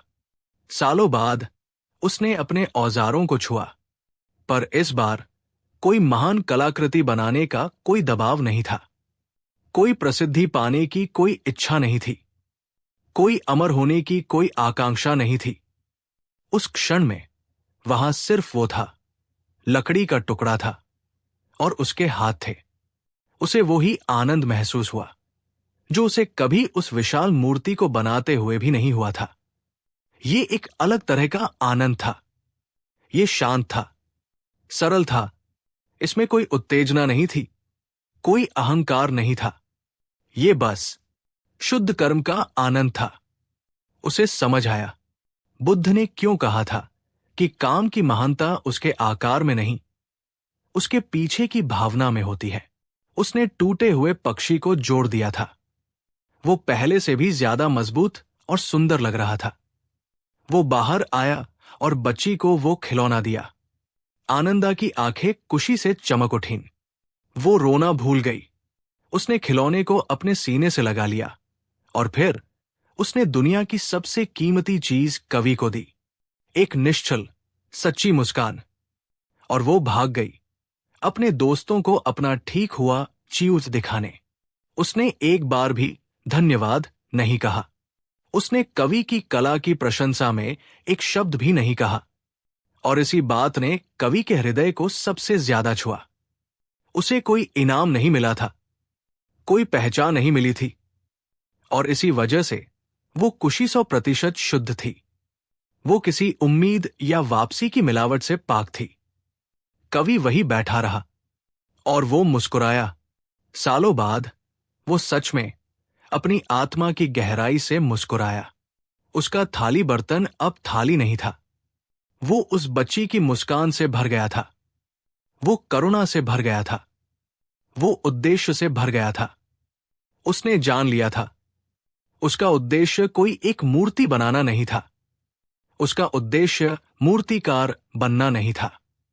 उसका उद्देश्य था अपने ठालीपन को, अपनी शांति को, अपनी करुणा को कर्म में बदलना। चाहे वो कर्म एक विशाल मूर्ति तराशने का हो या एक छोटे से पक्षी का पंख जोड़ने का। ये एक ऐसी गहरी सच्चाई है जो हम सब पर लागू होती है। हम अक्सर अपने जीवन का उद्देश्य बड़ी बड़ी उपाधियों, बड़े बड़े लक्ष्यों में खोजते हैं, पर शायद सच्चा उद्देश्य हर दिन के छोटे छोटे कामों में छिपा है, जिन्हें हम पूरे ध्यान, पूरी ईमानदारी और पूरे प्रेम से करते हैं, बिना किसी वापसी की उम्मीद के। अगर इस एहसास ने आपके भीतर कुछ छुआ है, अगर इस सरल सी कहानी ने आपको अपने जीवन के उद्देश्य के बारे में सोचने पर मजबूर किया है, तो इस रोशनी को अपने तक ही मत रखिए। इस ज्ञान को, इस शांति के संदेश को आगे बढ़ने दीजिए। इस वीडियो को लाइक करें, इसे दूसरों के साथ शेयर करें और इस भीतरी यात्रा को जारी रखने के लिए सब्सक्राइब करें। कमेंट्स में नमो बुद्धाय से लिखें ताकि हमें पता चले कि आप इस रास्ते पर हमारे साथ चल रहे हैं। और अगर आपका हृदय धन्यवाद कहना चाहता है तो सुपर थैंक्स का विकल्प हमेशा खुला है। आपका हर छोटा सा योगदान हमें ऐसी और कहानियों को जीवंत करने में मदद करता है। उस दिन के बाद कवि की दुनिया बदल गई, या यूं कहें दुनिया को देखने का उसका नजरिया बदल गया। उसकी कार्यशाला के दरवाजे अब हमेशा के लिए खुल गए, पर अब वहां लोग बड़ी बड़ी मूर्तियां बनवाने नहीं आते थे। एक किसान आता है जिसके बैलगाड़ी का पहिया टूट गया है। कवि अपने हुनर का इस्तेमाल करके उसे ठीक कर देता है। एक मां आती है जिसके बच्चे की पालकी की लकड़ी चटक गई है। कवि उसे मजबूती से जोड़ देता है। बारिश के मौसम से पहले गांव के लोग परेशान हैं कि नदी पर बना लकड़ी का पुराना पुल शायद इस बार टूट जाएगा। कवि अपने पत्थर और लकड़ी के ज्ञान का उपयोग करके सबको साथ लेकर उस पुल की मरम्मत करता है, उसे और मजबूत बनाता है। वो बच्चों को इकट्ठा करके उन्हें मिट्टी और लकड़ी से छोटी छोटी आकृतियां बनाना सिखाता है। वो उन्हें कला नहीं, ध्यान सिखा रहा होता है। वो उन्हें सिखाता है कि कैसे अपने पूरे अस्तित्व को अपने काम में उतार दें। उसकी छेनी अब भी चलती थी, उसकी हथौड़ी अब भी चोट करती थी, पर अब वो पत्थर पर नहीं, लोगों के दुख पर चोट करती थी।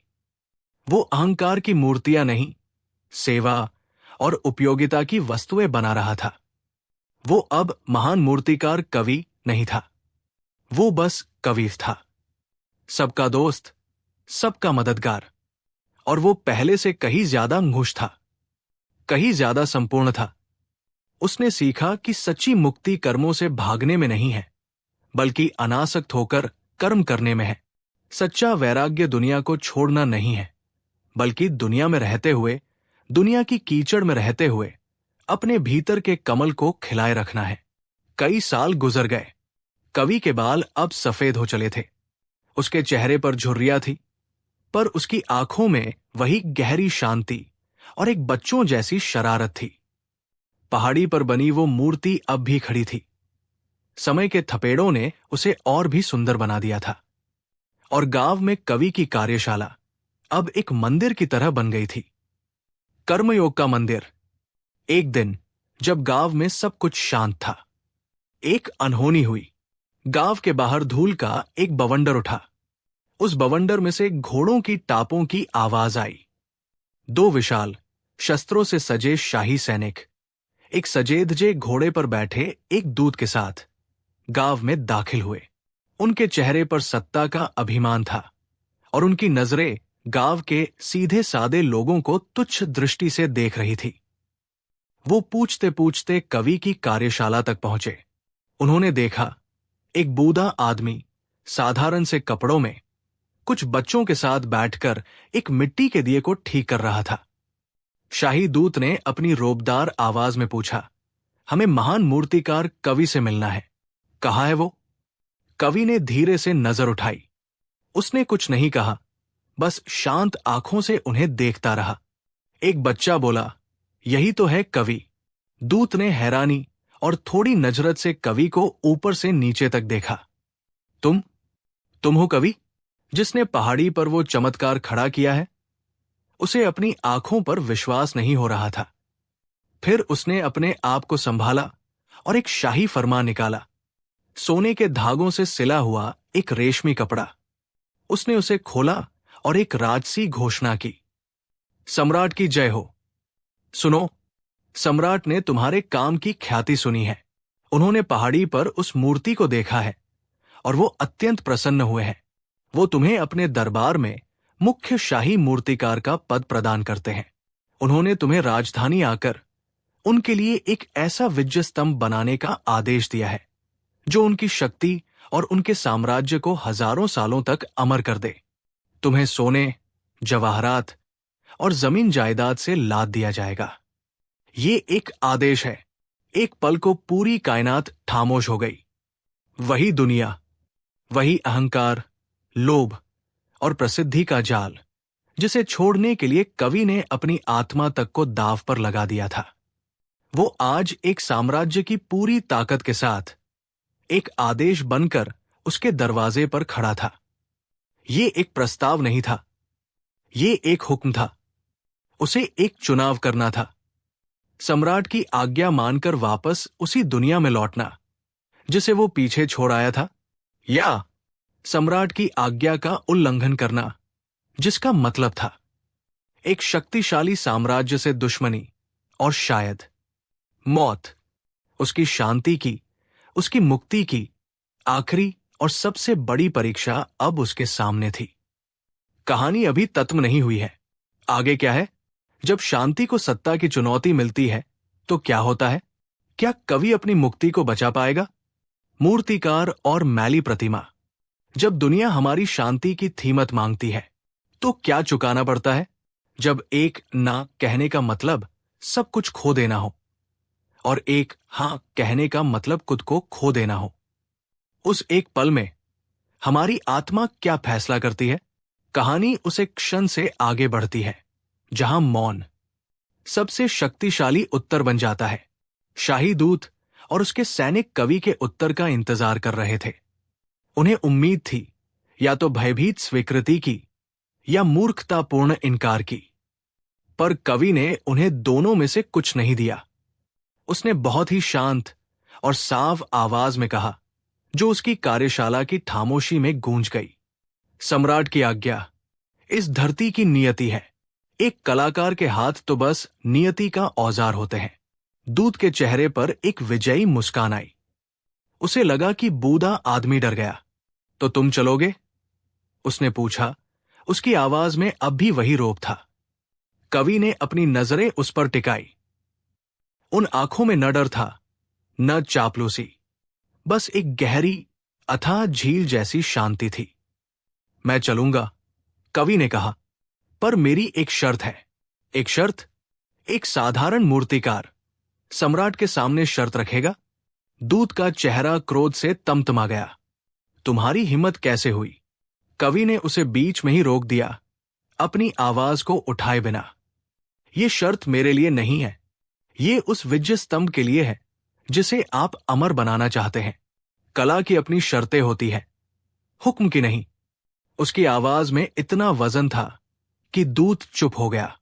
क्या शर्त है? उसने रूखेपन से पूछा। कवि ने कहा, सम्राट चाहते हैं एक ऐसा स्तंभ जो हजारों साल खड़ा रहे, जो उनकी शक्ति का प्रतीक हो। ऐसा पत्थर किसी खदान में नहीं मिलता। ऐसा पत्थर समय खुद तराशता है। मुझे राजधानी में वो पत्थर खुद खोजने की आजादी चाहिए होगी। चाहे उसमें कितने ही दिन या महीने लग जाएं। और जब मैं उसे तराशना शुरू करूं, तो मेरे और मेरे पत्थर के बीच कोई नहीं आएगा, कोई पहरेदार नहीं, कोई देखने वाला नहीं, जब तक कि मैं कुछ सम्राट को न बुलाऊं। अगर कला को आजादी नहीं मिलेगी, तो वो अमरता को जम नहीं दे सकती।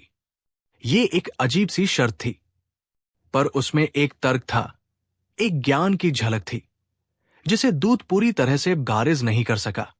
उसे लगा कि ये एक बूढ़े सनकी कलाकार की मांग है। ठीक है, उसने कहा, सम्राट को तुम्हारा संदेश दे दिया जाएगा। तैयारी करो, हम कल सुबह निकलेंगे। सैनिक और दूत घोड़ों पर सवार होकर चले गए, गांव की शांति को भंग करते हुए। वो जा रहा था उस दुनिया में जहां सफलता को सोने में तौला जाता है और शक्ति को तलवार की धार से नापा जाता है। वो अपनी शांति को, अपनी मुक्ति को अपने साथ एक छोटे से मिट्टी के दिए की तरह ले जा रहा था। और उसे पता था कि राजधानी की आंधियों में इस दिए को जलाए रखना अब तक की सबसे बड़ी साधना होगी। सफर लंबा था। गांव की पगडंडियां पीछे छूट गई और चौड़े उबड़ खाबड़ शाही रास्ते शुरू हो गए। कवि ज्यादातर चुप रहता, पर उसकी आंखें सब कुछ देख रही थी। वो उन सैनिकों की आंखों में छिपी थकान और क्रूरता देख रहा था। वो रास्ते में पड़ने वाले उन गांवों को देख रहा था जो शाही करों के बोझ तले दबे हुए थे। वो उन चेहरों को पत रहा था जिन पर डर और बेबसी लिखी हुई थी। वो उस विजय की थीमत देख रहा था जिसका स्तंभ बनाने वो जा रहा था। और फिर वो राजधानी पहुंचे। अगर गांव एक शांत तालाब था, तो राजधानी एक गरजता हुआ महासागर थी। ऊंची ऊंची इमारतें जो आसमान से बातें करती थी। बाजारों में इतनी भीड़ की सुई फेंकने की जगह न हो। हर तरफ शोर, लालच और एक अजीब सी बेचैनी की दौर। उसे सीधा सम्राट के दरबार में ले जाया गया। वो दरबार इंद्र की सभा को भी मात देता था। सोने के खंभे, दीवारों पर जड़े हीरे मोती, रेशम और मखमल के पर्दे, हर चीज अपनी अमीरी और ताकत का प्रदर्शन कर रही थी। और बीच में एक विशाल सोने के सिंहासन पर सम्राट बैठे थे। वो एक अधेड़ उम्र के व्यक्ति थे, पर उनके चेहरे पर समय से पहले की थकान थी। उनकी आंखों में दुनिया को जीत लेने का नशा तो था, पर एक गहरा, अनकहा भय भी था। मिट जाने का भय, भुला दिए जाने का भय। कवि अपने साधारण धूल भरे कपड़ों में नंगे पैर उस चमक दमक के बीच चलकर सिंहासन के सामने खड़ा हुआ। उसने न तो सिर झुकाया, न ही कोई अभिवादन किया। वो बस शांत खड़ा रहा, जैसे वो किसी सम्राट के सामने नहीं, एक साधारण इंसान के सामने खड़ा हो। सम्राट ने उसे घूर कर देखा। तो तुम हो वो मूर्तिकार? मैं एक इंसान हूं जो पत्थर से बात करना जानता है, कवि ने सरलता से कहा। सम्राट के होठों पर एक हल्की सी व्यंग्यात्मक मुस्कान आई। मुझे बताया गया कि तुम्हारी कुछ शर्तें हैं, कला की शर्तें हैं, महाराज, कवि ने दोहराया। ठीक है, सम्राट ने कहा, तुम्हें हर सुविधा दी जाएगी, पर याद रखना, मेरा विजय स्तंभ इतिहास का सबसे भव्य स्तंभ होना चाहिए। जब लोग उसे देखें तो मेरी ताकत से कांप उठें। वो मेरी जीतों की कहानी कहें, वो दुनिया को बताए कि मैं कौन था। कवि ने सम्राट की आंखों में झांका। उसे वहां एक सम्राट नहीं, एक डरा हुआ इंसान दिखा जो पत्थर के सहारे अमर होना चाहता था। कवि के हृदय में उसके लिए क्रोध नहीं, करुणा जागी। महाराज, कवि ने कहा, पत्थर झूठ नहीं बोलता। वो वही कहानी कहता है जो सच्ची हो, और सच्ची कहानी ही हजारों साल जिंदा रहती है। सम्राट को उसकी बात पूरी तरह समझ नहीं आई, पर उसे कवि की आंखों में एक अजीब सी सच्चाई दिखी। उसने अपनी सहमति दे दी, और इस तरह कवि की खोज शुरू हुई। उसने महल में रहना स्वीकार नहीं किया। उसने शहर के एक साधारण से हिस्से में एक छोटी सी कुटिया ले ली। दरबार के लोग हंसे, ये कैसा मूर्ख है, पर कवि जानता था कि वो क्या कर रहा है। उसे विजय स्तंभ का पत्थर खोजना था। और विजय का असली चेहरा महलों में नहीं, गलियों में दिखता है। वो किसी खदान में नहीं गया। वो सुबह उठता, ध्यान करता और फिर राजधानी की गलियों में निकल जाता। वो उन सैनिकों के अड्डों पर जाता जहां वो अपनी जीत के किस्से सुनाते, पर कवि उनकी बातों के पीछे छिपे उनके दुस्वप्नों को सुनता। वो उन बाजारों में जाता जहां युद्ध में लूटा हुआ माल बिकता, पर कवि उस सामान से चिपकी हुई आहों और आंसुओं को देखता। वो उन विधवाओं और अनाथों के पास बैठता जिनके घर युद्ध ने उजाड़ दिए थे। वो उनकी खामोशी को सुनता। वो उन मंत्रियों को देखता जो सम्राट की हर जीत पर अपनी थैलियां भरते थे। वो हर दिन उस साम्राज्य की आत्मा को पत रहा था, उस विजय के नीचे दबे हुए असंख्य दुखों को, पीड़ा को और आंसुओं को महसूस कर रहा था। महीने गुजर गए। सम्राट अधीर हो रहे थे। मंत्री कह रहे थे, महाराज, वो बूदा आपको धोखा दे रहा है, वो बस समय बर्बाद कर रहा है। पर सम्राट ने इंतजार किया। शायद वो भी कहीं भीतर जानना चाहते थे कि पत्थर क्या सच्ची कहानी कहता है। और फिर एक दिन कवि शहर के सबसे बाहरी हिस्से में पहुंचा। वहां एक पुरानी वीरान खदान थी। सदियों पहले वहां से पत्थर निकाले जाते थे, पर अब उसे कूड़ा फेंकने की जगह बना दिया गया था। लोग कहते थे कि वो एक शापित जगह है। वहां के पत्थर कमजोर और बदशक्ल थे। कोई भी कारीगर उन्हें हाथ नहीं लगाता था। कवि उस कूड़े के ढेर और बदबू के बीच से गुजरता हुआ उस खदान के केंद्र में पहुंचा, और वहां उसने उसे देखा। एक विशाल, अकेला खड़ा पत्थर का टुकड़ा। वो न तो सफेद था, न काला। उसमें हजारों रंग थे, जैसे सदियों के आंसू और तून उसमें जम गया हो। उसकी सतह खुरदरी और बेडौल थी। उसमें कई जगह दरारें थी, जैसे किसी ने उसे गहरी चोटें पहुंचाई हों। वो एक बदसूरत, त्यागा हुआ, पीड़ा में डूबा हुआ पत्थर था। यही था वो। ये था सम्राट के विजय स्तंभ का सच्चा पत्थर। ये उस साम्राज्य की आत्मा थी, ऊपर से मजबूत, पर भीतर से अनगिनत दरारों और दुखों से भरा हुआ। उसे अपना पत्थर मिल गया था।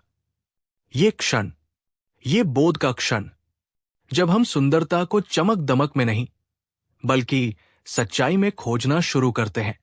जब हम किसी चीज के बाहरी रूप को नहीं, बल्कि उसकी आत्मा को, उसकी कहानी को देखना शुरू करते हैं। ये समझ का वो बिंदु है जहां करुणा का जन्म होता है। अगर इस एहसास ने आपके भीतर कुछ छुआ है, अगर इस कहानी ने आपको सुंदरता के असली मायनों के बारे में सोचने पर मजबूर किया है, तो इस रोशनी को अपने तक ही मत रखिए। इस ज्ञान को, इस शांति के संदेश को आगे बढ़ने दीजिए। इस वीडियो को लाइक करें, इसे दूसरों के साथ शेयर करें और इस भीतरी यात्रा को जारी रखने के लिए सब्सक्राइब करें। कमेंट्स में नमो बुद्धाय से लिखें, ताकि हमें पता चले कि आप इस रास्ते पर हमारे साथ चल रहे हैं। और अगर आपका हृदय धन्यवाद कहना चाहता है, तो सुपर थैंक्स का विकल्प हमेशा खुला है। आपका हर छोटा सा योगदान हमें ऐसी और कहानियों को जीवंत करने में मदद करता है। सम्राट को खबर भेजी गई। वो हैरान थे। वो सड़ा हुआ पत्थर मेरे विजय स्तंभ के लिए? पर उन्हें अपनी बात याद थी। उन्होंने बड़ी बेदिली से इजाजत दे दी। सैकड़ों मजदूरों की मदद से उस विशाल, बदशक्ल पत्थर को शहर के बीचों बीच एक बड़े से मैदान में लाया गया। कवि के लिए एक बड़ी सी अस्थायी कार्यशाला बना दी गई, जिसे चारों तरफ से ऊंचे पर्दों से ढक दिया गया ताकि कोई अंदर न देख सके। और फिर कवि का काम शुरू हुआ। लोग इंतजार कर रहे थे कि छेनी और हथौड़ी का शोर सुनाई देगा, पर हफ्तों तक कार्यशाला से कोई आवाज नहीं आई। वो पत्थर को तराश नहीं रहा था, वो पत्थर की पीड़ा को सहला रहा था। वो उसे अपनी करुणा से, अपने ध्यान से स्नान करा रहा था। वो पत्थर को बता रहा था कि वो अब अकेला नहीं है। बुद्ध ने सिखाया था कि किसी को बदलने से पहले उसे स्वीकार करना जरूरी है। कवि उस पत्थर के हर जख्म को, हर दरार को, हर बदसूरती को स्वीकार कर रहा था। और फिर कई हफ्तों की इस खामोश साधना के बाद उसने पहली बार अपनी छेनी उठाई। बाहर पहरा दे रहे सैनिकों ने सुना, टक टक टक, एक बहुत ही धीमी लयबद्ध आवाज, जैसे कोई मंत्र पढ़ रहा हो। कवि ने स्तंभ के शिखर को तराशना शुरू नहीं किया। उसने सम्राट की जीत की गाथाएं नहीं लिखी। उसने स्तंभ के सबसे निचले हिस्से से काम शुरू किया, जमीन से जुड़े हुए हिस्से से। और वो वहां क्या तराश रहा था? वो युद्ध में रौंदे गए खेतों को तराश रहा था। वो भूखे बिलखते बच्चों के चेहरे बना रहा था।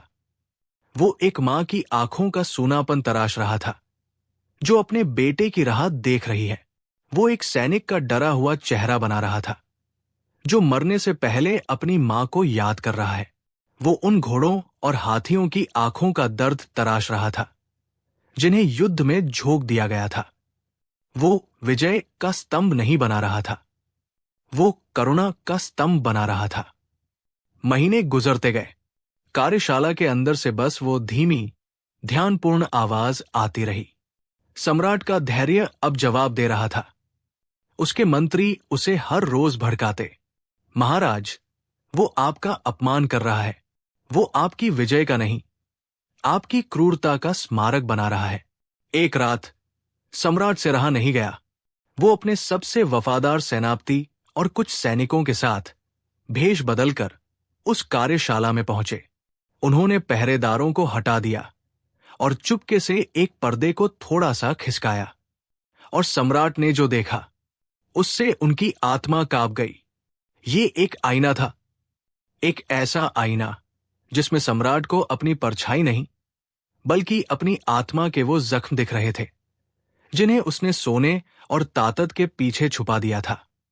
उसे अपनी हर जीत की असलियत दिख रही थी। उसे वो लाखों चेहरे दिख रहे थे, जिनके ऊपर उसने अपना सिंहासन बनाया था। उसका चेहरा सफेद पड़ गया। उसके हाथ कांपने लगे। एक अनियंत्रित क्रोध, एक भयानक अपमान का बोध और एक बहुत ही गहरे, दबे हुए दुख की लहर, सब एक साथ उसके भीतर उठी। उसे लगा कि इस बूढ़े ने उसे धोखा दिया है। उसने उसकी पीठ में छुरा घोंपा है। उसने अपनी तलवार निकाल ली। उसकी आंखों में तून उतर आया। वो उस पर्दे को चीरकर अंदर घुसने ही वाला था, उस धोखेबाज कलाकार का सिर धड़ से अलग करने के लिए, जिसने उसकी अमरता के सपने को एक भयानक दुस्वप्न में बदल दिया था। कहानी अभी खत्म नहीं हुई है। आगे क्या है? जब सच आईना बनकर सामने खड़ा हो जाए, तो क्या ताकत उसे तोड़ देगी या कुट टूट जाएगी? जब सच एक आईना बन जाए, तो क्या हम आईने को तोड़ देते हैं या उस अक्स का सामना करने की हिम्मत करते हैं जो हमें देख रहा होता है? आखिरी लड़ाई तलवारों से नहीं लड़ी जाती, वो आत्मा की खामोशी में लड़ी जाती है। और कहानी उस पल में पहुंचती है जहां एक साम्राज्य का क्रोध एक बूढ़े कलाकार की शांति से टकराता है। कार्यशाला में मौत की खामोशी छा गई। सम्राट की आंखें जल रही थी। उसने अपने कांपते हुए हाथ से स्तंभ के निचले हिस्से पर बनी आकृतियों की ओर इशारा किया। ये क्या है? सम्राट की आवाज एक घायल शेर की दहाड़ जैसी थी। मैंने तुम्हें मेरी विजय का स्तंभ बनाने को कहा था, मेरी शक्ति की गाथा लिखने को कहा था, और तुमने मेरे पीठ में छुरा घोंपा है। ये मेरी जीत नहीं, ये तो मेरा अपमान है, ये देशद्रोह है। उसके शब्द दीवारों से टकराकर गूंज रहे थे। सेनापति और सैनिकों ने अपनी तलवारें निकाल ली, कवि को घेर लिया। एक इशारा और वो उस शांत शरीर के टुकड़े टुकड़े कर देते। पर कवि ने उन तलवारों को नहीं देखा। उसने सम्राट के चेहरे को देखा और उसे वहां क्रोध से ज्यादा पीड़ा दिखी, गहरी, दबी हुई, अनकही पीड़ा। कवि ने अपने औजार धीरे से नीचे रखे। वो झुका नहीं, वो गिड़गिड़ाया नहीं। उसने बस बहुत ही शांत स्वर में पूछा, महाराज, आप क्या देखते हैं? मैं धोखा देखता हूं। सम्राट चीठा, मैं बदसूरती देखता हूं। मैं उन चेहरों को देखता हूं जिन्हें मुझे भूल जाना चाहिए। क्या सच बदसूरत होता है, महाराज? कवि ने उसी शांत स्वर में पूछा, या हम उसे देखने से डरते हैं? वो धीरे धीरे चलकर स्तंभ के पास आया। उसने उन सैनिकों की परवाह नहीं की जिनकी तलवारें उसकी गर्दन से कुछ ही इंच दूर थी। उसने एक रोती हुई मां के चेहरे पर हाथ फेरा जिसे उसने पत्थर में तराशा था। ये वो मां है, महाराज, कवि ने कहा, जिसके बेटे ने आपके लिए अपनी जान दी। उसकी आंखों के आंसू क्या आपकी विजय का हिस्सा नहीं है? उसका गौरव, उसका दुख, क्या वो आपकी कहानी का हिस्सा नहीं है? उसने एक डरे हुए दुश्मन सैनिक के चेहरे को छुआ। ये वो सैनिक है जिसे आपके सैनिकों ने हराया, पर मरने से पहले ये भी किसी का बेटा था, किसी का पिता था। इसका भय, क्या वो आपकी शक्ति की गवाही नहीं देता? सम्राट टामोश था, पर उसके हाथ अब भी तलवार की मूठ पर थे। कवि उसे स्तंभ के चारों ओर ले गया। वो उसे अपनी कला नहीं दिखा रहा था, वो उसे एक आईना दिखा रहा था। आप एक ऐसा स्तंभ चाहते थे जो हजारों साल खड़ा रहे, कवि ने कहा। झूठ पर बनी इमारतें ज्यादा दिन नहीं टिकती, महाराज। वो वक्त की एक ठोकर से ढह जाती है, पर सच्चाई, चाहे वो कितनी भी कड़वी हो, उसमें अमर होने की ताकत होती है। ये स्तंभ आपकी शक्ति का प्रतीक है, पर शक्ति सिर्फ तलवार की धार में नहीं होती। सच्ची शक्ति उस दर्द को स्वीकार करने में होती है जो हर जीत के पीछे छिपा होता है। सच्ची शक्ति करुणा में होती है। कवि रुका। उसने सम्राट की आंखों में सीधे झांका। आप अमर होना चाहते हैं, उसने कहा, पर दुनिया आपको आपकी जीतों के लिए याद नहीं रखेगी। दुनिया भूल जाएगी कि आपने कितने राज्य जीते, पर दुनिया ये कभी नहीं भूलेगी कि आप कैसे राजा थे। क्या आपने सिर्फ सिंहासन बनाए या लोगों के दिलों में जगह भी बनाई? सम्राट की पकड़ अपनी तलवार पर ढीली पड़ गई। उसके भीतर एक तूफान चल रहा था। एक हिस्सा चीख रहा था, इसे मार डालो, ये तुम्हारा अपमान कर रहा है। पर दूसरा हिस्सा, जो सालों से सोया हुआ था, वो जाग रहा था। वो उस बूले आदमी की बातों में सच्चाई देख रहा था। उसे अपना बचपन याद आया। उसे वो दिन याद आए जब वो एक राजकुमार था और अपनी प्रजा के दुख को देखकर उसका दिल दुखता था। पर फिर सत्ता का नशा चढ़ा और वो दिल पत्थर का हो गया था। आज एक बूढ़े मूर्तिकार की छेनी उस पत्थर को तोड़ रही थी। ये वो क्षण था जब एक इंसान अपने बनाए हुए मुखौटे के पीछे की सच्चाई से रूबरू होता है। ये एक दर्दनाक पर मुक्ति देने वाला क्षण होता है जब हम ये समझते हैं कि जिस पहाड़ पर हम खड़े हैं उसकी नींव में कितने पत्थर दबे हुए हैं। ये आत्मज्ञान की पहली किरण होती है जो अहंकार के सबसे घने अंधेरे को भी चीर सकती है। इस एहसास की गहराई में, इस समझ के उजाले में, अगर आपके भीतर भी कुछ जागा है, अगर इस कहानी ने आपके दिल के किसी तार को छुआ है, तो इस रोशनी को अपने तक ही मत रखिए। इस ज्ञान को, इस शांति के संदेश को आगे बढ़ने दीजिए। एक बहुत ही धीमी, लयबद्ध आवाज, जैसे कोई मंत्र पढ़ रहा हो। कवि ने स्तंभ के शिखर को तराशना शुरू नहीं किया। उसने सम्राट की जीत की गाथाएं नहीं लिखी। उसने स्तंभ के सबसे निचले हिस्से से काम शुरू किया, जमीन से जुड़े हुए हिस्से से। और वो वहां क्या तराश रहा था? वो युद्ध में रौंदे गए खेतों को तराश रहा था। वो भूखे, बिलखते बच्चों के चेहरे बना रहा था। वो एक मां की आंखों का सूनापन तराश रहा था जो अपने बेटे की राह देख रही है। वो एक सैनिक का डरा हुआ चेहरा बना रहा था जो मरने से पहले अपनी मां को याद कर रहा है। वो उन घोड़ों और हाथियों की आंखों का दर्द तराश रहा था जिन्हें युद्ध में झोंक दिया गया था। वो विजय का स्तंभ नहीं बना रहा था, वो करुणा का स्तंभ बना रहा था। महीने गुजरते गए। कार्यशाला के अंदर से बस वो धीमी, ध्यानपूर्ण आवाज आती रही। सम्राट का धैर्य अब जवाब दे रहा था। उसके मंत्री उसे हर रोज भड़काते, महाराज, वो आपका अपमान कर रहा है, वो आपकी विजय का नहीं, आपकी क्रूरता का स्मारक बना रहा है। एक रात सम्राट से रहा नहीं गया।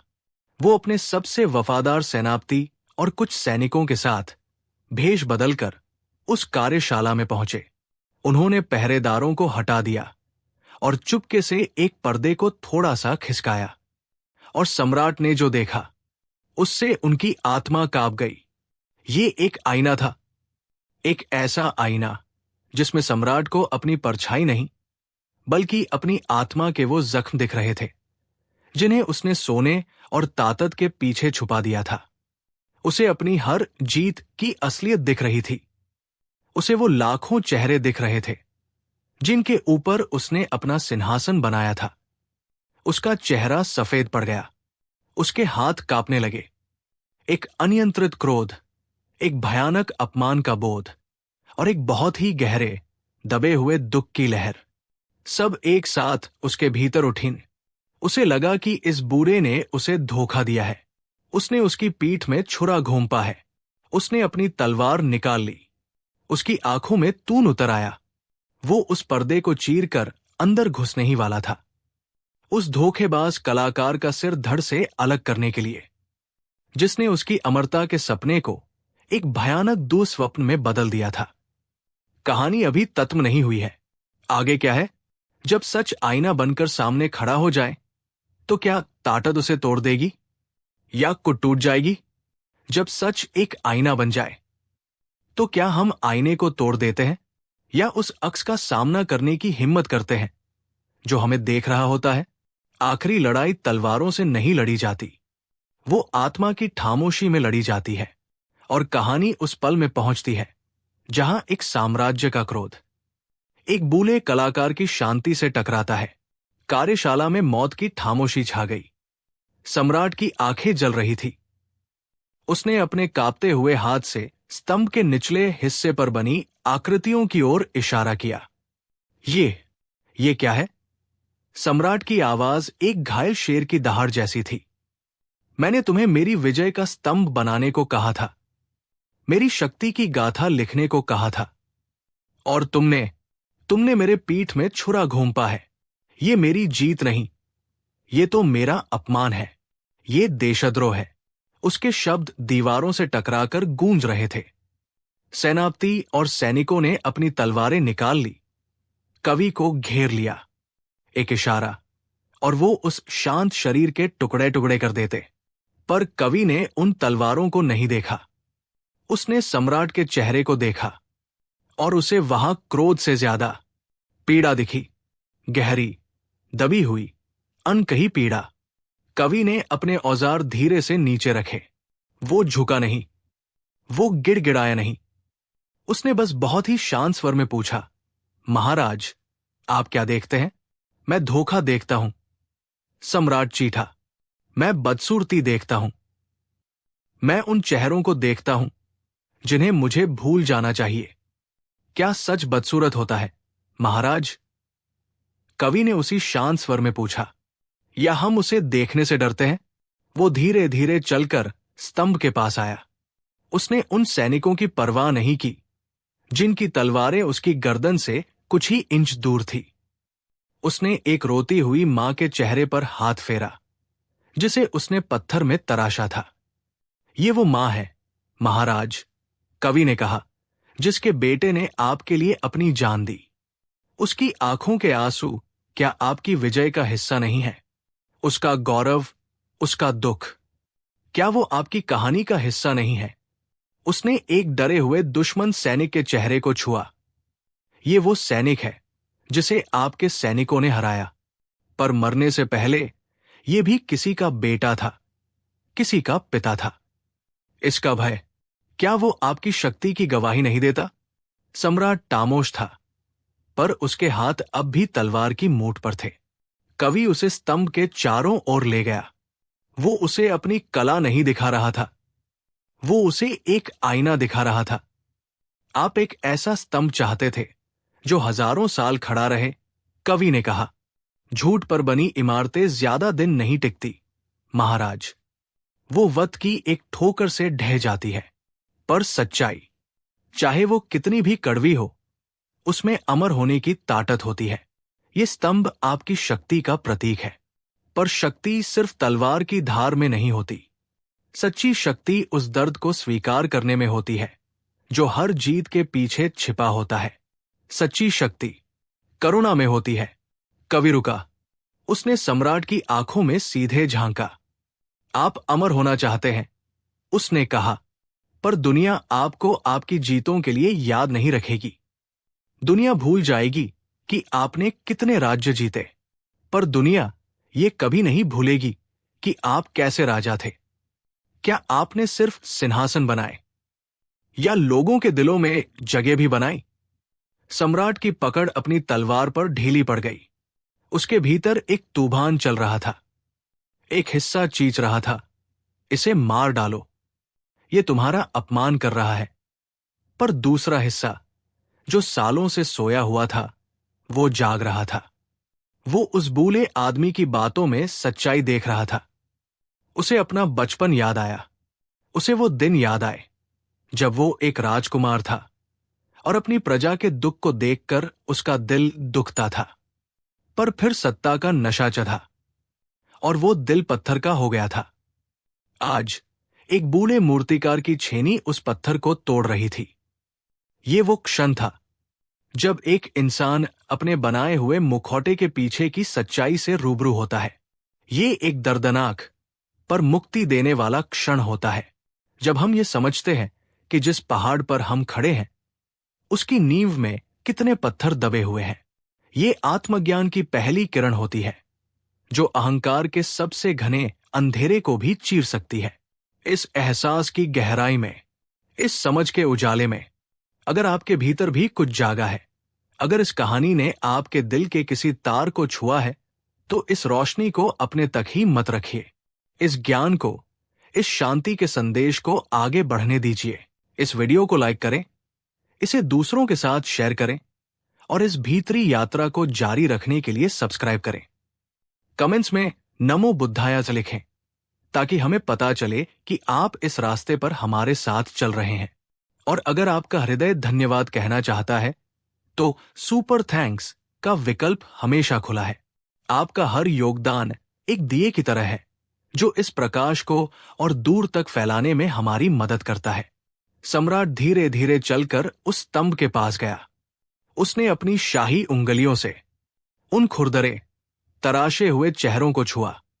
उसने एक भूखे बच्चे के गालों को छुआ। उसने एक टूटे हुए खेत की मिट्टी को छुआ। उसने पहली बार अपनी प्रजा के दुख को सच में छुआ। और फिर वो हुआ जिसकी किसी ने कल्पना भी नहीं की थी। सम्राट उस स्तंभ के चरणों में घुटनों के बल बैठ गया और वो रोने लगा। एक सम्राट जिसने अपनी आंखों से कभी एक आंसू नहीं गिरने दिया था, वो आज एक बच्चे की तरह फूट फूट कर रो रहा था। ये हार के आंसू नहीं थे, ये जीत के आंसू भी नहीं थे, ये पिघलने के आंसू थे। ये उस पत्थर दिल के पिघलने के आंसू थे जो सत्ता की गर्मी में सत्त हो गया था। सेनापति और सैनिक स्तब्ध थे। उन्होंने अपनी तलवारें नीचे कर ली। उन्होंने अपने सम्राट को इतना असहाय और इतना इंसान पहले कभी नहीं देखा था। कवि चुपचाप खड़ा रहा। उसने सम्राट को सांत्वना नहीं दी। उसने उसे उसके दुख के साथ, उसके सत्य के साथ अकेला छोड़ दिया, क्योंकि वो जानता था कि ये शुद्धि की प्रक्रिया थी। ये मन की गंदगी के धुलने की प्रक्रिया थी। काफी देर बाद सम्राट शांत हुआ। उसने अपने आंसू पोंछे। वो उठा। उसके चेहरे पर अब क्रोध नहीं था, थकान नहीं थी, बस एक गहरी, अभूतपूर्व शांति थी, जैसे कोई सदियों का बोझ उतर गया हो। उसने कवि की ओर देखा। तुमने मेरी आंखें खोल दी, गुरुवर, उसने कहा। पहली बार उसकी आवाज में सत्ता का रोब नहीं, एक शिष्य का सम्मान था। अब इस स्तंभ का क्या होगा? सम्राट ने पूछा। ये अधूरा है। कवि मुस्कुराया। ये पूरा हो गया है, महाराज। क्या मतलब? सम्राट ने हैरानी से पूछा। कवि, ये स्तंभ आपकी यात्रा है, महाराज। ये निचला हिस्सा आपका अतीत है, वो दुख और पीड़ा जिस पर आपका साम्राज्य खड़ा हुआ। आपने आज उस सच को स्वीकार कर लिया है। अब ये ऊपर का थाली हिस्सा, ये आपका भविष्य है। अब यह आपको तय करना है कि आप इस थाली पत्थर पर क्या तराशना चाहते हैं। जीत की और कहानियां या शांति और सेवा की कोई नई इबारत? उसने आगे कहा, इस स्तंभ को ऐसा ही रहने दीजिए, अधूरा, ताकि ये आपको और आने वाली हर पीढ़ी को याद दिलाता रहे कि यात्रा कभी खत्म नहीं होती, कि अतीत के दुखों से सीखकर भविष्य में करुणा का रास्ता चुना जा सकता है। ये विजय स्तंभ नहीं होगा, ये जागृति का स्तंभ, पिलर ऑफ अवेकनिंग होगा। सम्राट खामोशी से उसकी बातों को सुनता रहा। उसे अपना जवाब मिल गया था। उसने अपने सेनापति को आदेश दिया, इस कार्यशाला के चारों ओर से पर्दे हटा दो, इसे शहर के हर नागरिक को देखने दो। ये स्तंभ आज से हमारी राजधानी की आत्मा है। और फिर वो कवि की ओर मुड़ा, गुरुवर, आप मेरे साथ महल में चलिए। मुझे आपके ज्ञान की, आपकी शांति की जरूरत है। कवि ने विनम्रता से सिर हिलाया, महाराज, एक नदी का काम होता है बहना। वो एक जगह रुक जाए तो मैली हो जाती है। मेरा काम यहां पूरा हुआ। मैंने आपको आईना दिखा दिया। अब उसमें अपना चेहरा संवारना आपका काम है। मुझे अब वापस लौटना होगा। मेरे गांव को मेरी जरूरत है। वहां किसी बच्चे का खिलौना टूटा होगा, किसी किसान का हल इंतजार कर रहा होगा। सम्राट समझ गया, सच्चा ज्ञान रुकता नहीं, वो सेवा